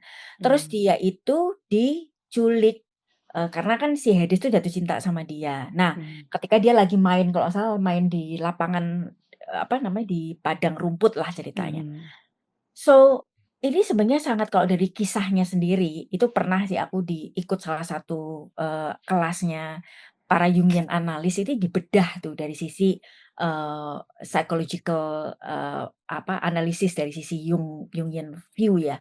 Itu sebenarnya tentang perjalanan perempuan, bagaimana perempuan itu keluar dari fase Persephone yang naif, Mhm. mengenal bagaimana kan naif banget terus masuk ke dunia kegelapan gitu. Mhm. Bagaimana perempuan itu kemudian belajar tentang restriction, belajar tentang bukan abuse ya, tapi being taking for granted misalnya, Mmm. belajar, apa namanya, tentang penolakan misalnya, belajar tentang something yang dark, bahwa dunia itu nggak selalu seperti Iya, sesuatu yang kelihatan gitu ya.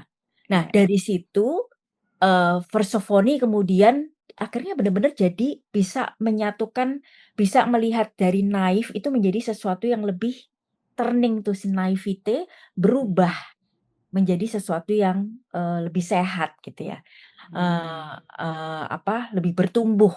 Bagaimana mhm. kemudian ya jadi dia jadinya benar-benar jadi queen of underworld. Persephone-nya jadi akhirnya kan dia nggak lari dari Hades, dia menikmati jadi istrinya Hades gitu. Bener. Dan akhirnya Gitu. dia tinggal di 2 tempat gitu ya, Tempat Mbak, ya? 2 tempat ya bisa, dan perempuan kan butuh butuh itu juga. Kita nggak bisa jadi yang, kalau kita lihat ya banyak dari kejadian banyak dari kerajaan-kerajaan yang hebat, itu perempuan-perempuan juga loh yang, mmm, memegang kendali. Karena asal Mhm, tahu how to play mhm, antara dunia atas dan dunia bawah gitu ya, mhm. itu. Dan ya kalau aku nangkepnya tuh ketika ditarik ke underworld, disitulah shadow work terjadi Ya, gitu, Mbak. betul. Di situlah shadow work terjadi.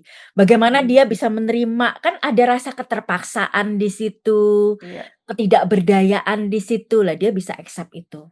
oke. Dan ketika jadi queen of underworld, itu kamu ngebayanginnya seperti apa sih, Mbak, di dunia nyata gitu ketika seseorang tuh udah berhasil, terutama perempuan gitu ya, udah berhasil untuk kayak mengatasi shadow-nya, udah bisa menerima seutuhnya, bahkan juga udah melewati hero journey mungkin gitu. Terus being the queen of underworld tuh maksudnya gimana, Mbak? Kalau menurut aku, being the queen of the underworld itu salah satunya adalah, ketika kita itu, contoh ya, dulu aku tuh paling nggak seneng mikirin analytical yang banget gitu ya. Tapi Mmm, being the queen of the underworld dalam my point of view, aku bisa mikir strategis, bikin decision making yang, dengan berdasarkan mind. I can use my heart, but I also use my mind. Dulu aku adalah mantan people pleaser kelas berat. Aku tuh, I see. eee, aku tuh kan nggak suka ditolak dulunya ya, karena Iya, inferior kan. Jadinya akhirnya kan mmm, aku people pleaser. Pas dibilangin sama my therapist, "You know Sita, people pleaser is manipulative." Aku gitu, "Really? Yes," kata gitu. Karena one of my therapist is, ini kan orang orang luar, terus dia bilang, "Oh really? Yes." Setelah menyadari itu pahit banget kan untuk diterima ya. iya, Nah setelah ngelihat my true color ternyata I am also manipulative. I am mmm, also using kindness untuk memperalat orang. Tapi setelah mmm, tahu, untuk beberapa lama aku tuh nggak enggan banget sama kata manipulatif, enggan sama, banget. heeh, Apa sih?" Gitu. But now, aku berdamai, karena sebenarnya it depend on how you use it, your intention, right? yes, Manipulasi itu sebenarnya tidak bisa dipungkiri. Kalau untuk a good intention, mmm, dengan no harming, we need that, mmm, iya. we Itu can use sebenarnya that, tools juga gitu ya, tools juga gitu. untuk kita menjalani hidup ini, tinggal Iya. gimana kita ngelihatnya aja gitu. Betul betul, Yes, dan menjalaninya dengan makanya aku makanya sekarang ada di ranah yang dengan kode etik. Makanya aku mmm, memutuskan menjalani ini dengan sebagai terapis, karena aku dijaga dengan kode etik, aku diawasi dengan kode etik, aku harus terapi, aku juga harus supervisi, itu yang bikin aku tetap under supervise. Kayak I see, making my ego check, always check check check check, itu. oke. Supaya tadi si unsur manipulasi itu tidak bikin my ego inflate. Ego checking apakah setiap hari, Mbak, dilakukan? Oh ya, enggak juga sih. Tapi kalau dalam terapi sesi itu kadang-kadang juga, oke, aku ngerasa aneh, oke, how does this make me feel? Kok kenapa aku rada aneh? Itu aku kadang juga melakukan ego check juga sometime. Yes. Karena ya namanya juga manusia gitu ya, Mbak, ya. Ya, Maksudnya kita kan kayak berjalan terus berproses terus nih, heeh kayak never ending proses gitu. heeh Jadi heeh, walaupun kita udah tahu knowledge ya, udah ngelewatin hero journey segala macam, tetap aja gitu yes, akan ada apa ya, challenge-challenge yang mungkin challenge lama gitu kan, yang kita pikir, ya udah itu kan udah gue lewatin, udah selesai dong gitu. Padahal Kadang belum, nggak belum tentu, bisa iya aja makanya, mundur. belum tentu, bisa aja beda level cuma kita nggak sadar gitu, ini udah Nah, di itu level yang dia. berbeda gitu. Iya. Oke. Kalau untuk individuation proses, individuation itu apa sih Mbak pengertian dari kamu? Tadi individuation itu adalah mengutuhkan, diriku gitu ya, membuat tadi kayak the light and the dark, aku bisa integrate itu. So, integrasi jadinya individuation, alignment, integrasi, itu mungkin individuation bagiku. Hmm. Ketika aku bisa melihat gelap dan terang itu sama, sama dalam artian, Hmm. ya aku bisa memainkan keduanya, tapi bukan kemudian aku jadi kayak playing God ya. Bukan kemudian yang salah jadi benar, yang benar jadi salah, dibalik-balik juga enggak. I still know the difference between the two of it kok, gitu. Hmm. Tapi aku bisa kemudian memahami bahwa ada something yang universal juga butuh dijaga. Bahwa aku ada Hmm. sisi kegelapan dan aku tidak kemudian menggunakan kegelapanku itu untuk harming people. Makanya aku no harm itu mungkin prinsip nomor satu yang do not harm tuh prinsip nomor satu yang aku jagain gitu.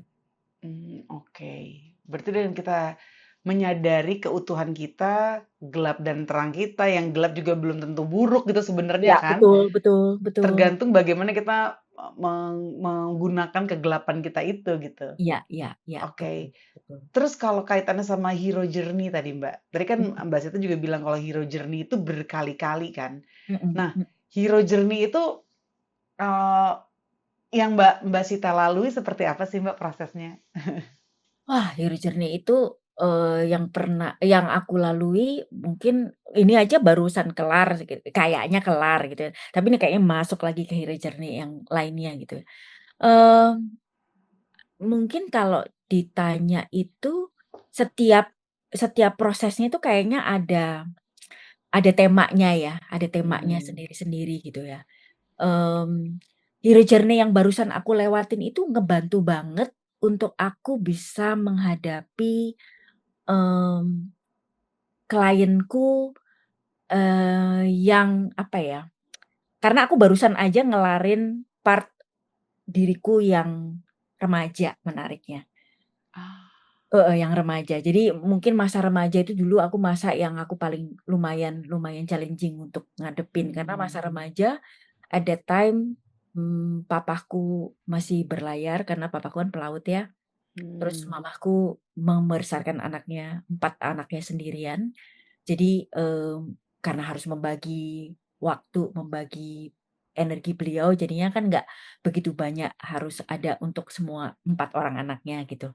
Jadi aku ngerasa aku lebih banyak sendirian gitu. Jadi, Hmm. remaja udah hormonalnya begitu, merasa Hmm. sendirian, pencarian, jadi mungkin mungkin bisa jadi itu masaku yang paling difficult gitu. Jadi Oke. aku barusan aja tuh kelarin di fase itu dan menariknya, dulu tuh aku paling takut ngadepin klien remaja. Ah. It's like I'm facing my own teenager self tuh. I see. But Wah, now menarik. I'm okay with it. Oke. Itu indikasinya ya, Mbak? Indikasi Indikasinya kalau, ya. wah ini udah Ya, rilis nih. something yang dulu aku afraid of, something yang aku dulu trigger, something yang, something or someone yang dulu aku, pengen get away, now I can do that gitu. Mmm. Berarti ini kaitannya kalau balik lagi ke archetype gitu, Mbak, ya, ini, misalnya aku tuh masih resonate banget sama karakter atau si archetype Maiden gitu. Itu berarti part naif gue belum kelar nih gitu. Apakah bisa kita kita kaitkan seperti itu, Mbak? Oh, bisa banget, bisa jadi. Oh. Karena sebenarnya naif itu ada bentuk yang, apa, lebih sehatnya dari naif. Curious is Mmm. healthy, but naif Mmm. is not healthy ketika naif itu nggak bisa membela diri. Naif itu bagus ya, karena naif itu kan kalau kita apa sih bentuk naif itu, look at Bambi. Ketika Mmm. kita lihat Bambi, siapa yang tega sama Bambi? Dengan matanya plup plup plup gitu. Iya. Oke. So so cute gitu kan. Mhm, Makanya sama Bambi, sama bayi, itu mhm, semuanya adorable ngelihatnya. mmm, But there is a quality yang apa namanya, butuh mungkin diproses lagi supaya mhm. ada hal yang lebih menyehatkan gitu. Mesti Oke. staging tuh. Karena Iya. kan kamu 40 nih, Yes, benar, udah mau 40 nih, Mbak, ya. Kayak mau udah harus 40.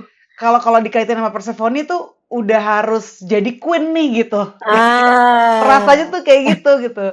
Nah, turning maiden nah. into queen itu luar biasa sih. Itu dia. Kayak Karena bener-bener Queen itu kan tentang kalau kita staging-nya secara lifestyle journey-nya perempuan, Queen itu kan midlife tuh Queen tuh, mhm, mother, Queen gitu ya. So itu kan tentang, biasanya kalau Queen kan tentang, apa, relate something yang lebih deep, tentang mhm, building a family, mulai punya legacy, punya mhm, career, ya mungkin itu punya ya, Andari kan punya ya gitu. Tapi mhm, tentang apa nih? Tentang kalau Queen itu kan kita bisa tentang authority nih, bisa balance nih. Jadi mhm. kan mungkin bukan maiden lagi gitu ya. Jadi kalau bisa balance nggak nih antara dunia eksternal, dunia atas, sama dunia bawah ini, gimana nih gitu. Oke, jadi akhirnya itu ya, challenge-nya di situ tuh nge-balance yang si atas sama si bawah ini. Ini Mhm. menarik juga one of Jung's quotes ya, Mbak. Life really does begin at 40. Up until then, you are just doing research. Pendapat Mbak Cita seperti apa dan pengalaman pribadinya seperti apa? Bener nggak sih kayak gitu, Mbak? Kayaknya iya sih, Empat kayaknya puluh tahun iya, ini gue cuma doing research ya, ya ampun. Segininya banget doing research gitu. kayaknya iya. Aku juga waktu aku pernah ditanya gitu ya, "Mbak, kamu ngerasa ngerasa, gimana tentang hidupmu?" "Hidupmu?" Saya bilang, "Aku tuh bener-bener loh ngerasa hidup sehidup-hidupnya itu baru 40-an ke atas," gitu. Saya bilang gitu. Hmm, "Masa sih?" "Iya, ini kayaknya ridiculous, tapi ya aku mau akuin tuh ngerasa kayak baru kayak megang, rasanya hidup tuh baru megang banget ya setelah setelah 40 ke atas ini," gitu. Bukan saya oke. nggak menghargai perjalanan hidup saya yang sebelumnya ya, karena perjalanan hidup saya sebelumnya yang making me who I am today, to be honest ya. Mhm. I do appreciate my life gitu ya. Iya. Namun rasa kayak ngehnya itu, lebih ngeh, lebih megang, itu ya memang after 40 kalau saya ya. Mhm, oke. Kalau tadi Mbak Sita bilang hero journey itu berkali-kali, individuation juga berkali-kali nggak sih, Mbak? Mungkin kayak circumambulation kalau di istilahnya Jung ya, karena tidak berjalan linear tapi kan spiral ya, gitu. Jadi Oh, kayak yes. ngutuh gitu, tapi kan utuhnya tuh kan nggak full circle gitu, tapi kayak full circle tapi kan ke atas ke atas ke atas ke atas. Hmm, Jadi ya, apa, dalam individuation ini kalau saya lihat individuation itu gedenya, tapi hero journey-nya itu berkali-kali, hmm, gitu. oke. Wow. Jadi ini intinya ketika mau umur 40 gitu ya, yang aku alamin, ini bener-bener rasanya baru mau lahir nih justru gitu. Atau istilahnya rebirth gitu ya, Mbak, ya. Biasanya orang tuh mengalami individuation di usia berapa sih, Mbak? Oh, I think sebenarnya maksudnya mulai aware ini, Mhm, mulai aware. Tep sa sa saat ini tuh sebenarnya banyak banyak juga klien saya yang mau melakukan inner work tuh usianya mulai muda ya, umur oh, 27, 28 oh, gitu ya, itu udah mulai, "Mbak, aku mau dong doing the inner work," gitu ya. Terus, "Oh, oke. oke," gitu. Saya terus biasanya, tapi saya mensyaratkan mau teratur nggak segala macam, tapi biasanya udah Mhm, ngasih persyaratan panjang dulu karena is a commitment kan. mhm. Tapi sebenarnya kalau mau jujur, akhirnya yang bener-bener, eee, ngeh banget ngejalanin itu memang setelah 30-an something, itu bener-bener baru akan lebih niat gitu ya. Karena Mmm, memang tidak bisa dipungkiri, ini bukan terkait dengan umur atau apa ya, mhm, tapi memang, secara biologi, secara life stage seseorang itu memang berkaitan banget sih sama inner-nya dia dalam menjalani hidup gitu. Jadi oke. after 30, 35 itu biasanya akan lebih lebih into melakukan ini. Oke. Berarti kayak individuation sendiri gitu ya, prosesnya tuh yang dilalui itu apa aja sih, Mbak? mungkin singkat aja sih, kayak secara garis besar itu yang akan kita lalui kalau udah mulai inner work, udah mulai becoming whole gitu, itu ap eee, polanya biasanya alurnya gimana sih, Mbak? Polanya tuh biasanya ketika orang udah mulai proses ini, mereka mulai mempertanyakan biasanya. Mereka mulai Mmm, mempertanyakan hidupnya biasanya. mhm, Mulai questioning, "Kok hidupku aku begini ya?" Gitu. Jadi kan mmm, biasanya orang tuh kan kayak namanya kalau di hero journey itu biasanya di awalnya tuh kan ordinary world gitu, kayak jalanin iya, hidup tuh otomatis. iya, Bangun, kerja, ini, mhm, otomatis, mhm, terus gitu kan ya. mhm, Terus mhm, tiba-tiba kayak, "Oke, gua ngapain nih? Kok kayaknya hidup mmm, aku ke gini-gini aja." Nah, itu tuh mulai itu, gitu ya. mmm, Nah, and then ada something disruption happening di hidupnya gitu ya. mmm, The big question, "Kok hidupku kosong? Kok kayaknya ada yang missing?" Gitu ya. mmm, Nah, setelah itu biasanya ada keresahan lah, mhm, terus ya itu restlessness segala macam, mulai menarik diri, ada dissatisfaction gitu. mmm, Ada something yang, selalu bertanya di dalam dirinya atau something restlessness di dalam dirinya, yang mmm, membuat mereka nggak mau lagi taking ini lagi yang mengulang-ulang lagi. mmm, Nyari mereka biasanya, entah mereka akan nyari lingkungan baru, entah mereka akan, ke apa, pergi, pokoknya ingin mmm, membuat mereka tuh do something. Nah, itu sebenarnya oke. lagi bekerja itu, the calling, the calling. Calling ya, oke. Heeh. Nah, Kalau tadi itu Mbak Sita juga calling-nya itu start di umur 39 ya, Mbak, ya? sebenarnya sebelum itu, dari umur 31 aku udah mulai ke calling. Aku mulai tuh Mmm, belajar NLP, belajar oh, macam-macam. yes. Tapi yang benar-benar akhirnya jadi kalau dilihat dari calling-nya, dari ordinary world sampai calling sampai pindah, itu dari Mhm, 31-an. Sampai mmm, akhirnya berani pindah di 39, mmm, gitu. Jadi oke. panjang juga ya 10 tahun. Wow, iya ini dan itu kan juga bukan hal yang mudah gitu ya, Mbak, untuk Mhm akhirnya kita bener-bener ngikutin panggilan hati gitu. Apalagi kalau yang lagi kita jalanin, itu mhm. bertolak belakang banget Yes, sama the vocation itu sendiri gitu, yes, yes, panggilan itu yes. sendiri. Ya, ya, Saran Mbak Sita apa, Mbak, untuk orang-orang yang sedang sekarang kayak, mendengar panggilan jiwanya, panggilan hatinya gitu, ya, tapi masih kayak berat banget gitu untuk ya. ngikutin ke arah itu gitu. Ya, karena tadi kan bicara tentang the calling ya, karena the calling itu kan bisa bentuknya crisis in your life gitu ya. Jadi the Mmm, calling itu bisanya bentuknya the crisis, maka kalau ada krisis itu, maka bisa aja itu krisis itu losing job, break up gitu ya, bisa aja burnout gitu ya. Kalau saya itu juga waktu itu one of the calling sempet ngeyel kan tetap kerja, one of my calling tuh aku sempet sakit itu autoimun di 2014 gitu, masih oh, ngeyel juga tuh gitu, jadi sampai akhirnya aku resign gitu. Jadi memang adalah kengeyelan-kengeyelan kita di calling berkali-kali mungkin colekannya cuman gitu, diginiin sampai akhirnya ditoyor gitu ya. Itu baru oke gitu, baru kita keluar dari situ gitu ya.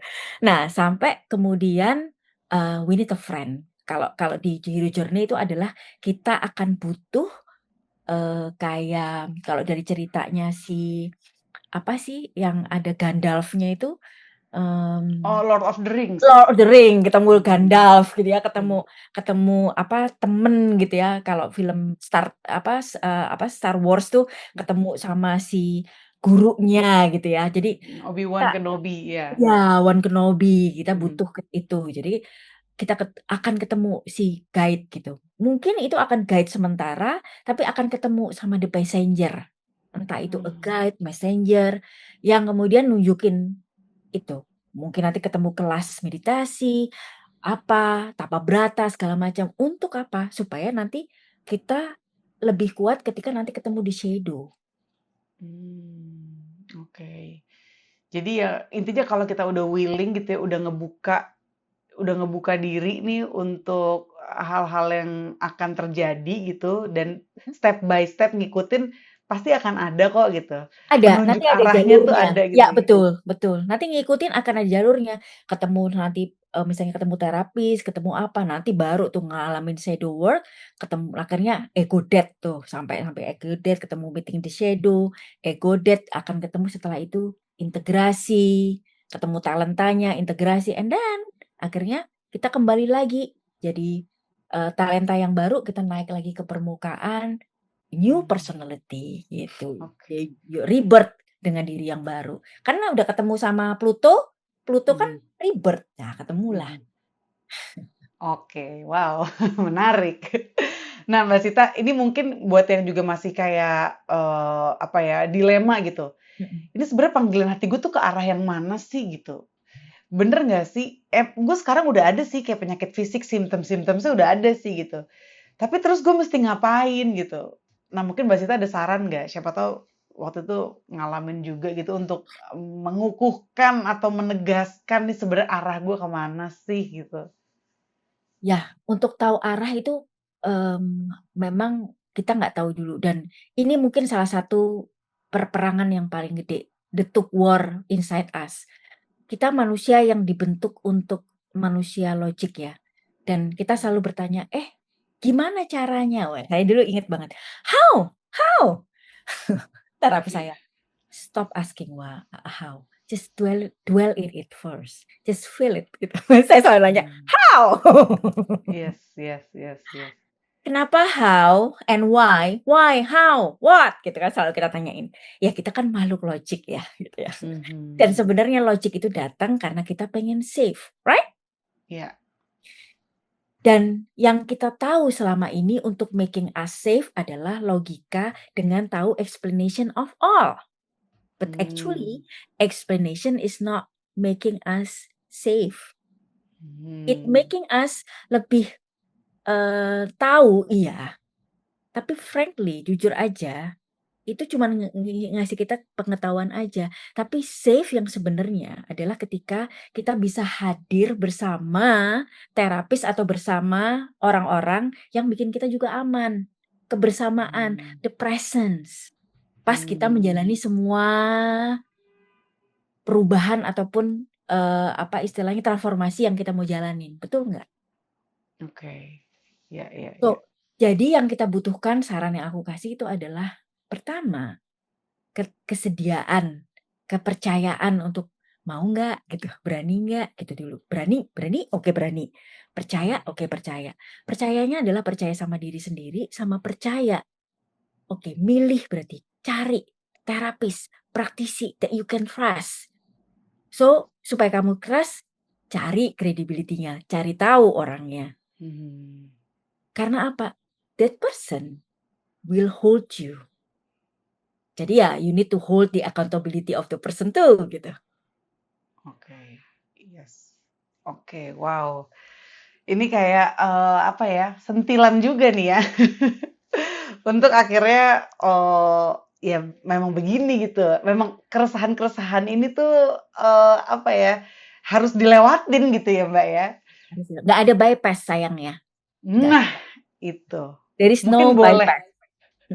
mungkin boleh di-share nih, Mbak, tentang yang mungkin Mbak Sita suka temuin gitu kan, orang-orang yang pernah melalui fase bypass itu, Mhm supaya cepat mhm aja deh gitu. mhm. Itu concern-nya Mbak Sita seperti apa sih? Kayaknya aku mungkin pernah juga sih ngelewatin bypass itu ya. Aku Nggak pikir iya, kalau kalau aku alamin, aku nggak tahu ini bypass yang tipe apa gitu ya. Tapi kayak sekedar knowledge, oh kayaknya gue udah tahu tuh caranya mhm ke situ. Oh gue udah tahu. Dengan sekedar tahu dipikir kita udah sampai. mhm. Padahal knowledge sendiri tuh, yes, knowledge is knowledge gitu. Ya, betul betul. Netral aja gitu. Iya iya, Kita bukan berarti terus dengan kita tahu kita udah di situ. mhm mhm. Betul. Saya dulu kan, saya juga pergi ke psychologist, saya ingat saya dulu punya PTSD di 2021, I have the PTSD, saya Mhm. ke psychologist dan kemudian saya juga ke terapis Sandplay karena Sandplay pun juga Mhm. wajib, kami wajib 30 tray minimal Mhm. untuk memproses diri sendiri untuk kalau kalau saya mau ngambil international, Sandplay terapis. Mhm. Jadi saya pun juga memproses diri. Waktu itu kan saya juga banyak membaca, ya namanya juga belajar ya. Jadi Ya. polyvagal teori lah, teori-teori nervous system, neuroscience itu dibaca semua. Oke, udah tahu Mhm. nih, kalau sebenarnya orang-orang PTSD problemnya ada di mana, ngerti tuh ya. Mhm. But when the threat is really coming, panic attack. itu keringetan semua, blank loh. Nggak bisa, nggak bisa. Dan ketika kita blank, emang bisa handle klien? Ya nggak bisa lah. Mhm. Holding diri sendiri aja difficult, gimana mau holding klien? Ya libur lah kliennya, nggak bisa gitu. Mhm. Jadi, apa istilahnya, is in the body, is biology. Jadi, nggak hanya mind, tapi integrasi antara mind, body, dan psyche, semuanya itu integrasi gitu. Jadi kalau mau Mmm, healing ya semuanya integrasi. oke. Mind juga, body juga, psychic juga, jadi kayak nggak bisa kepecah-pecah gitu ya, Heeh, dan badan terutama waktu aku alamin sih, kayak oke secara pemikiran nih udah paham, tapi badannya belum diajak nih gitu, belum dilatih. Jadi badannya masih super masa lalu banget nih gitu. yoi. Makanya sempet yang kayak sempet susah tidur gitu kan karena kebanyakan ilmu gitu. Jadi Heeh, jadi bisa anxious sendiri. iya, terus kayaknya oke, tapi nafasnya tiba-tiba pendek-pendek. Nah, badannya nggak bohong. Hmm. Badannya badannya ngomong jujur tuh, padahal kepalanya, "Enggak, udah." Terus badannya, nah itu badannya. Badannya Mu- masih cemas gitu. Iya badannya masih cemas. Boleh di-share juga nggak nih Mbak, apa sih yang Mbak Cita lakuin gitu sehari-hari untuk melatih tubuh gitu supaya Tubuh. bisa balance sama mind and psyche? Oke, salah satu yang ngebantu saya itu adalah, qigong.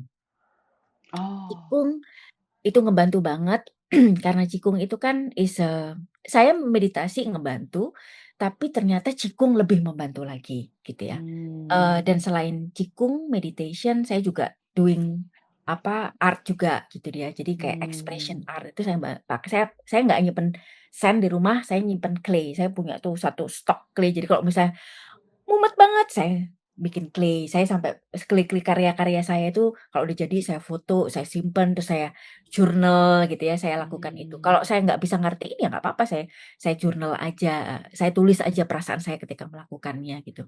And then saya juga punya, apa istilahnya, lakukan art dari gambar gitu. Itu ya saya lakukan sebagai self care. Hmm. Kalau qigong saya lakukan, sebisa mungkin saya lakukan tiap hari. Karena qigong itu kan tentang qi ya, tentang menjaga keseimbangan, energi, dia juga ada Hmm. pernafasannya, terus juga ada mindfulness-nya, jadi kayaknya semuanya sih. Itu yang saya lakukan. Selain juga tentang, pola tidur yang paling susah saya jaga, karena saya aslinya karena dulu arsitek, saya kalong kan, kalong tuh kan tipikal malam baru tidur. Mhm. Nah, untuk bisa tidur sebelum jam 11 tuh saya harus didik diri saya banget gitu. Tapi memang Oke. harus tertib karena tidur kan something yang healthy banget ya sebenarnya gitu. Mhm. Memakan, makan, tidur Mhm. tuh saya jagain. Sama rekreasi. Ah, itu Heeh. ampuh banget sih rekreasi tuh. Heeh, Apalagi rekreasi. kalau bareng keluarga ya kan? Heeh heeh heeh. Terus sama Oke. teman-teman, terus kemudian saya balancing juga ngumpul sama teman-teman, main, terus ini Ah. juga ikut dalam involvement ke sosial sosial meeting, terus ikut ke organisasi, itu juga sebisa mungkin self care di beberapa aspek tuh saya penuhin. Jadi nggak hanya di satu aspek aja ya, di Iya beberapa iya aspek gitu. iya iya iya. Apalagi Ada kalau satu misalnya network teori kita. Mhm. heeh, ada satu teori saya lupa teorinya siapa ya, dia seorang neuroscience dia bilang, pikiran yang sehat itu apabila ada yang namanya healthy mind platter. Jadi otak itu butuh 7 waktu yang butuh dipenuhin gitu ya, selain tentang fokus, tentang waktu bekerja, waktu tidur, waktu olahraga, otak itu butuh untuk waktu untuk connection, otak itu butuh waktu untuk main, otak itu butuh waktu untuk, in time, jadi untuk, reflection, entah itu bisa dipakai untuk Hmm. meditasi, reflection, journaling, itu waktu Hmm. butuh. Sama yang paling sering kita lupakan adalah otak itu butuh untuk ngelamun atau downtime. Iya, iya. Saya bisa It mungkin, 7 waktu atau healthy mind platter itu dipenuhin. Tuh, inget ya, ini yang mungkin banyak yang lupa, otak butuh untuk ngelamun. Jangan Ya. disamain ngelamun tuh sama buka sosmed, itu beda. Oh beda, Itu itu nggak nggak ngelamun penuhin ya. itu, nggak ngelamun itu. Itu malah Oke. penuh kepalanya. Oh itu punyanya Betul. Dan Siegel, sorry, Dan Siegel. Oh, Ya, itu teori Human Dan Platter. Siegel. Heeh.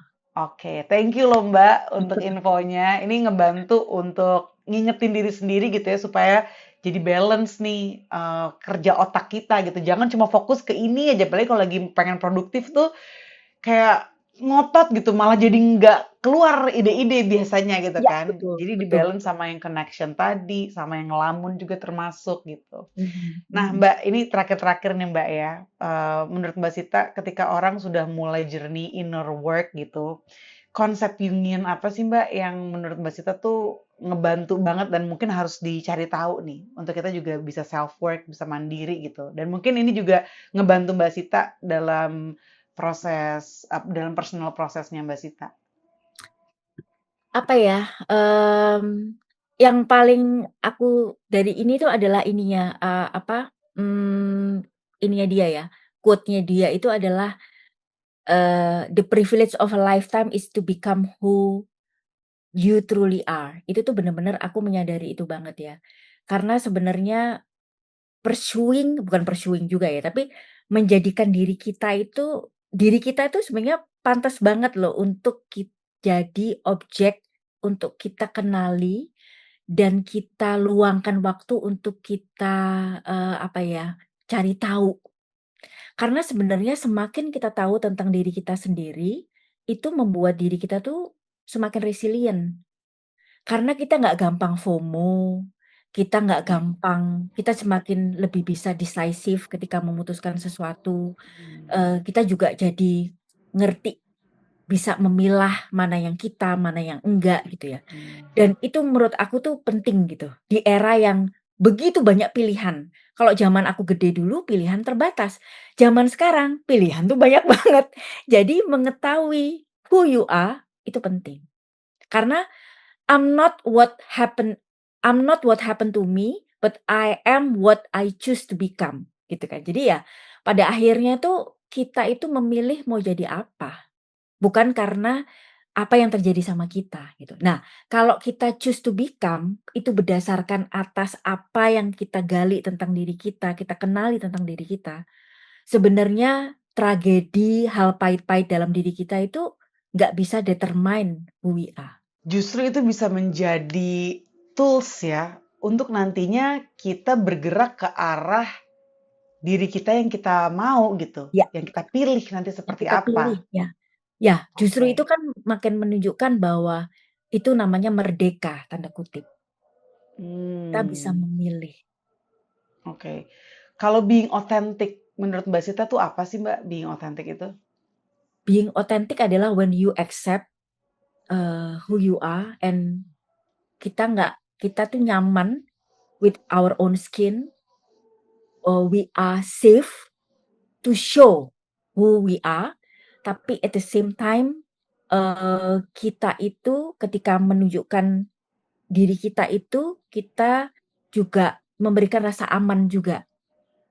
Aman ya, bukan nyaman ya, aman Hmm, terhadap orang-orang sekitar kita. That's oke. authentic. Jadi tidak hanya kita aman menampilkan diri kita, tapi juga kita dalam waktu yang bersamaan kita memberikan rasa aman juga ke orang lain gitu ya. Ya, Iya mhm, sih, itu kadang kadang itu jadi indikasi juga sih, Mbak. Jadi tolak ukur juga. Kadang mhm, kita, "Ah, udahlah pede aja, ini diri gua apa adanya, lo mau apa?" gitu. Tapi mhm. ketika yang kita keluarkan itu seakan-akan kayak mengancam kenyamanan orang lain gitu kan, mengancam apa ya, ruang orang lain gitu, itu juga kayaknya bukan apa ya, bukan real authenticity yang seperti itu ya, Mbak, ya? Kalau itu Iya, namanya apa ya, Mbak? Itu sekedar rebel aja atau gimana? jadi yang makanya Biar saya tadi untuk bilang ngebedain aja gitu ya, loh, Mbak. makanya saya bilang tadi aman ya, bukan ngomongin nyaman. Karena kalau kalau meskipun aman itu sangat subjektif, dalam artian gini, kalau kita ngomongin aman, maka kita akan ada consideration dalam kita memperlihatkan diri kita, gitu. Oke. Karena, sekali lagi, saya belajar banyak itu waktu saya belajar TFH, Touch for Health, itu kan base-nya di TCM, saya lagi menyelesaikan, ininya, apa, certification-nya karena itu is a deep knowledge dan saya belajarnya agak nyantai di sini, belajarnya agak pelan-pelan di sini karena banyak banget yang di-digest gitu. Oke. Yang saya pelajarin dari TFH itu adalah bahwa ternyata luar biasa banget Tuhan tuh menciptakan diri kita bagaimana semua organ di tubuh kita ini bekerja secara mandiri, tiap organnya kan bekerja Hmm. mandiri, tapi tiap organ itu saling bekerja sama satu sama lain. Jadi konsep interdependensinya itu kelihatan banget gitu ya, tiap organ tubuh manusia gitu. Dan saling bekerja sama dan saya lihat tiap organ tuh jadinya nggak mengancam dan saling aman. Nah itu otentik saya lihatnya. Hmm. Artinya saya bisa ngelihat bahwa ketika kehadiran kita itu otentik bagi organ lain atau orang lain, ketika kita terlalu dominan gitu ya, kita akan, "Oke, saya ngerem." Tapi saya tidak kemudian memadamkan api saya, tapi saya mungkin agak ngerem dikit. Tapi ketika dia merasanya datangnya dari insecurity segala macam, mungkin kalau membuat diri saya nanti nggak aman, saya akan memilih untuk pergi dari situ. Karena berarti saya nggak belong di situ, mendingan saya di tempat lain gitu, ibaratnya nih ya, gitu. Oke, wow. So I Jadi can be authentic in other place, daripada saya menghilangkan diri saya gitu, karena it's not right too, gitu. wow, ini penting banget, terutama buat yang lagi ngerasa lost. Ini tuh gue bener gak sih ada di lingkungan ini ya kalau lo nggak bisa ngejadi otentik di situ, mungkin emang lo nggak, you don't belong there gitu. Ya, iya, Ini ngebantu kita untuk nge-guide arah kita kemana juga sih Mbak. iya, Dan iya, tadi menarik banget orang sama organ itu hurufnya sama ya kan Mbak? Kayak kayak ya kan kita nggak mau apa ya mengancam organ lain, ya kita juga nggak mau mengancam orang lain gitu.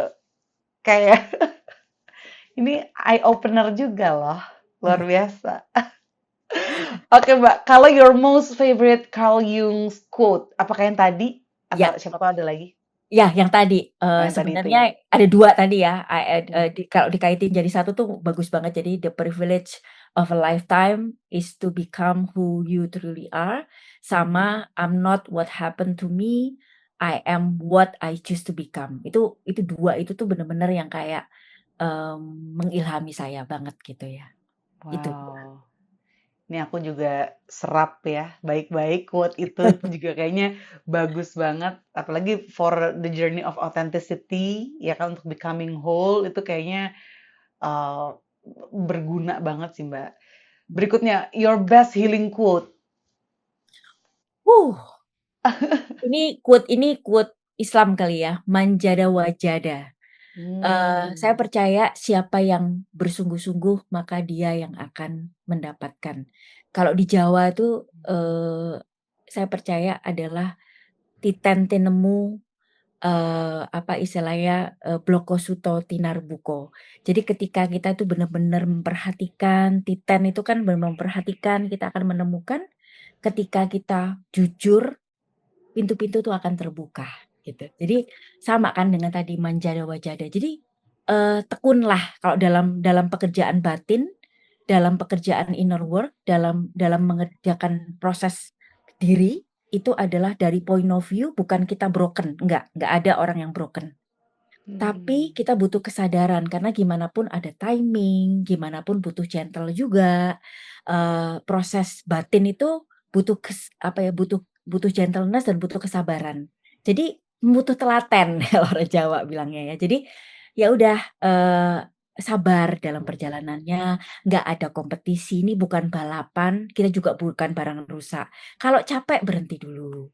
Terlalu dekat dengan proses tuh kadang-kadang bikin semuanya jadi ribut. Ya mungkin waktunya jeda dulu. Nanti ada energi, egonya udah lebih kuat, kita jalan lagi. Lebih sehat ya, kuat itu maksudnya lebih sehat, kita bisa holding, kita jalan lagi, gitu.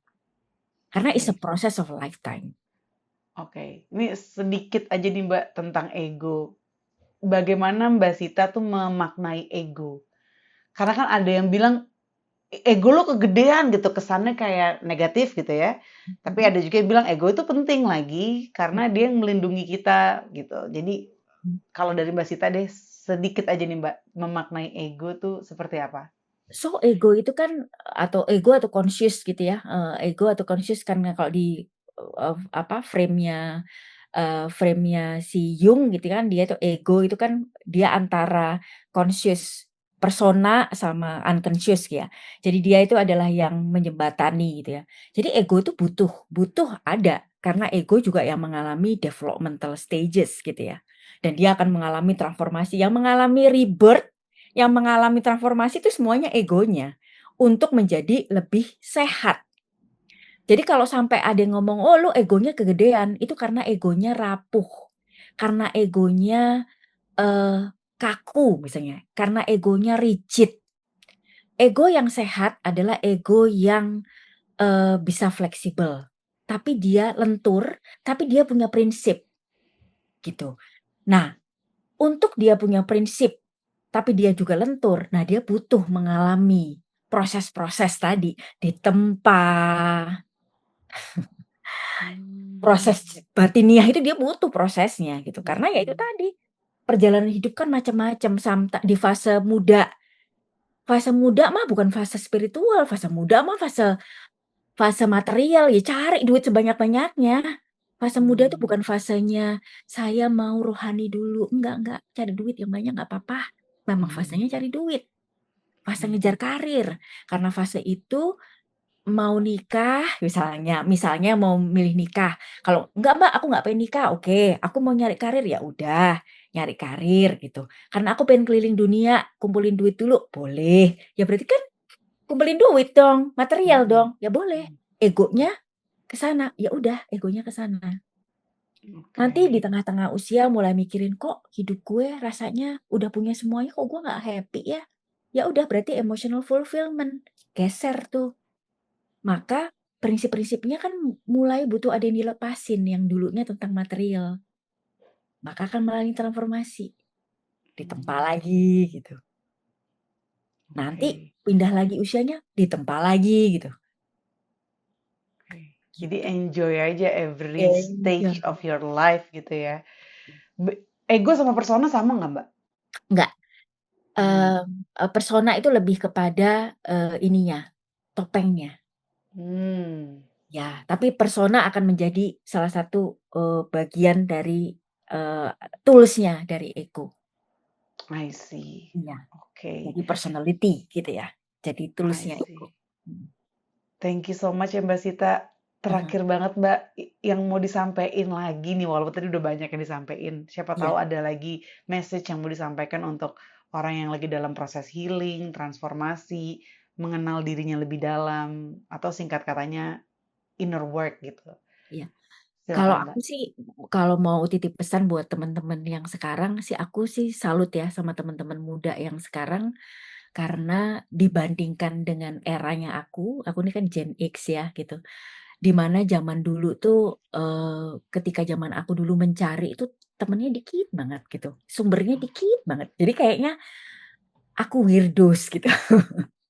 Tapi kalau teman-teman yang sekarang, aku melihat eagerness mereka tuh gede banget untuk mencari tahu, mencari makna, so aku support banget kalau buat teman-teman yang sangat sangat ingin untuk mencari tahu Mhm. tentang dirinya dan sangat ingin untuk, apa istilahnya, memproses dirinya. Namun yang mungkin perlu di-highlight adalah proses ini tuh adalah proses a lifetime. Jadi ini bukan balapan, so take your time, eee, dan yang perlu diimbangin itu adalah this is not a knowledge, Mhm. ini adalah kerja embodiment. Jadi knowledge perlu diimbangi dengan action, perlu diimbangi dengan sesuatu yang work on. Mhm. Nah, supaya ini align, ya itu take your time, Mhm. itu sih. Oke. Karena kalau itu dijalanin nanti akan munculnya adalah bentuk resiliensi, bentuk kekuatan gitu ya, bentuk ketangguhan secara mental. Dan akan terlihatnya itu adalah keberanian untuk menghadapi tantangan. Jadinya keberanian untuk memeluk duka, keberanian untuk memeluk painful, Hmm. painful challenge, Hmm. painful things in your life Hmm. gitu. Oke, wow, deep banget message-nya dan semoga nih yang menyaksikan juga emang bener-bener meresapi gitu ya pesan dari Mbak Sita ini Dan semoga bermanfaat juga untuk bisa lebih sabar melalui proses inner work ini yang gunjang-ganjing, kadang juga penuh turbulence gitu kan, dan Iya. kadang kayak hampir nyerah gitu, kayak overwhelmed juga gitu, burnout, you name it lah. Memang begitu dan harus diingat kalau you're not alone gitu. Semua Yes, manusia yes, yes. melewati proses ini dan ya memang harus dilalui dengan sabar gitu. Kalau mungkin contoh kita di generasi atas, let's say orang tua gitu ya, tidak bisa menjadi contoh yang 100% tepat gitu, ya nggak apa-apa, emang itu fasenya Iya, mereka gitu Mbak ya. iya, Karena tadi betul, Mbak Sita betul. sendiri bilang kalau generasi sekarang nih makin banyak yang aware-nya lebih Iya, cepat juga iya, gitu. betul, Jadi betul. memang ya beda generasi, beda proses say gitu. Iya, betul, betul, betul. Jadi nggak Thank you apa-apa. so much. Iya, Thank you so much ya Mbak Sita. sami-sami. Dan kalau ada yang mau reach out Mbak Sita nih, termudahnya lewat apa sih Mbak? Lewat mana gitu? Termudahnya bisa datang ke, tempat di mana aku praktek, salah satunya ada di Rumah Remedi, saat ini masih ada di Plaza Kemang 88, bisa Mhm, nanti di IG-nya, rumahremedi.id mhm. atau bisa juga kontak ke, apa namanya, WA adminku, nanti mungkin bisa nanti nanya, mungkin bisa nanti dicantumin di Oke, caption-nya sip. di YouTube ya. Oke, thank you so much Mbak Sita untuk waktunya. Iya, Semoga Mbak Sita semakin luwes dalam berproses. matur nuwun, terima kasih. Dan untuk, tesisnya ya Mbak ya, Iya, itu thank you. itu lancar juga tentang Amin. archetype-nya dan semoga bisa di-share juga nih dan bermanfaat untuk, yang lagi butuh menggali tentang archetype gitu. Dan semoga semakin banyak yang bisa nge-reach out Mbak Sita juga, apalagi yang butuh untuk, apa ya, urgent terapi gitu, urgent healing juga lewat sand play dan juga clay therapy itu. Yes. Thank you Mbak Sita Terima sekali kasih Kak lagi. Dari Darti. Bye-bye. Bye, see you See you soon. soon. Bye. Bye. Dan silakan ya untuk kamu yang mungkin mau komen-komen gitu, boleh langsung tulis aja di kolom komen. Dan thank you all so much for watching. See you again on the next episode of Anthem, Andari and the Theater of the Mind. Bye.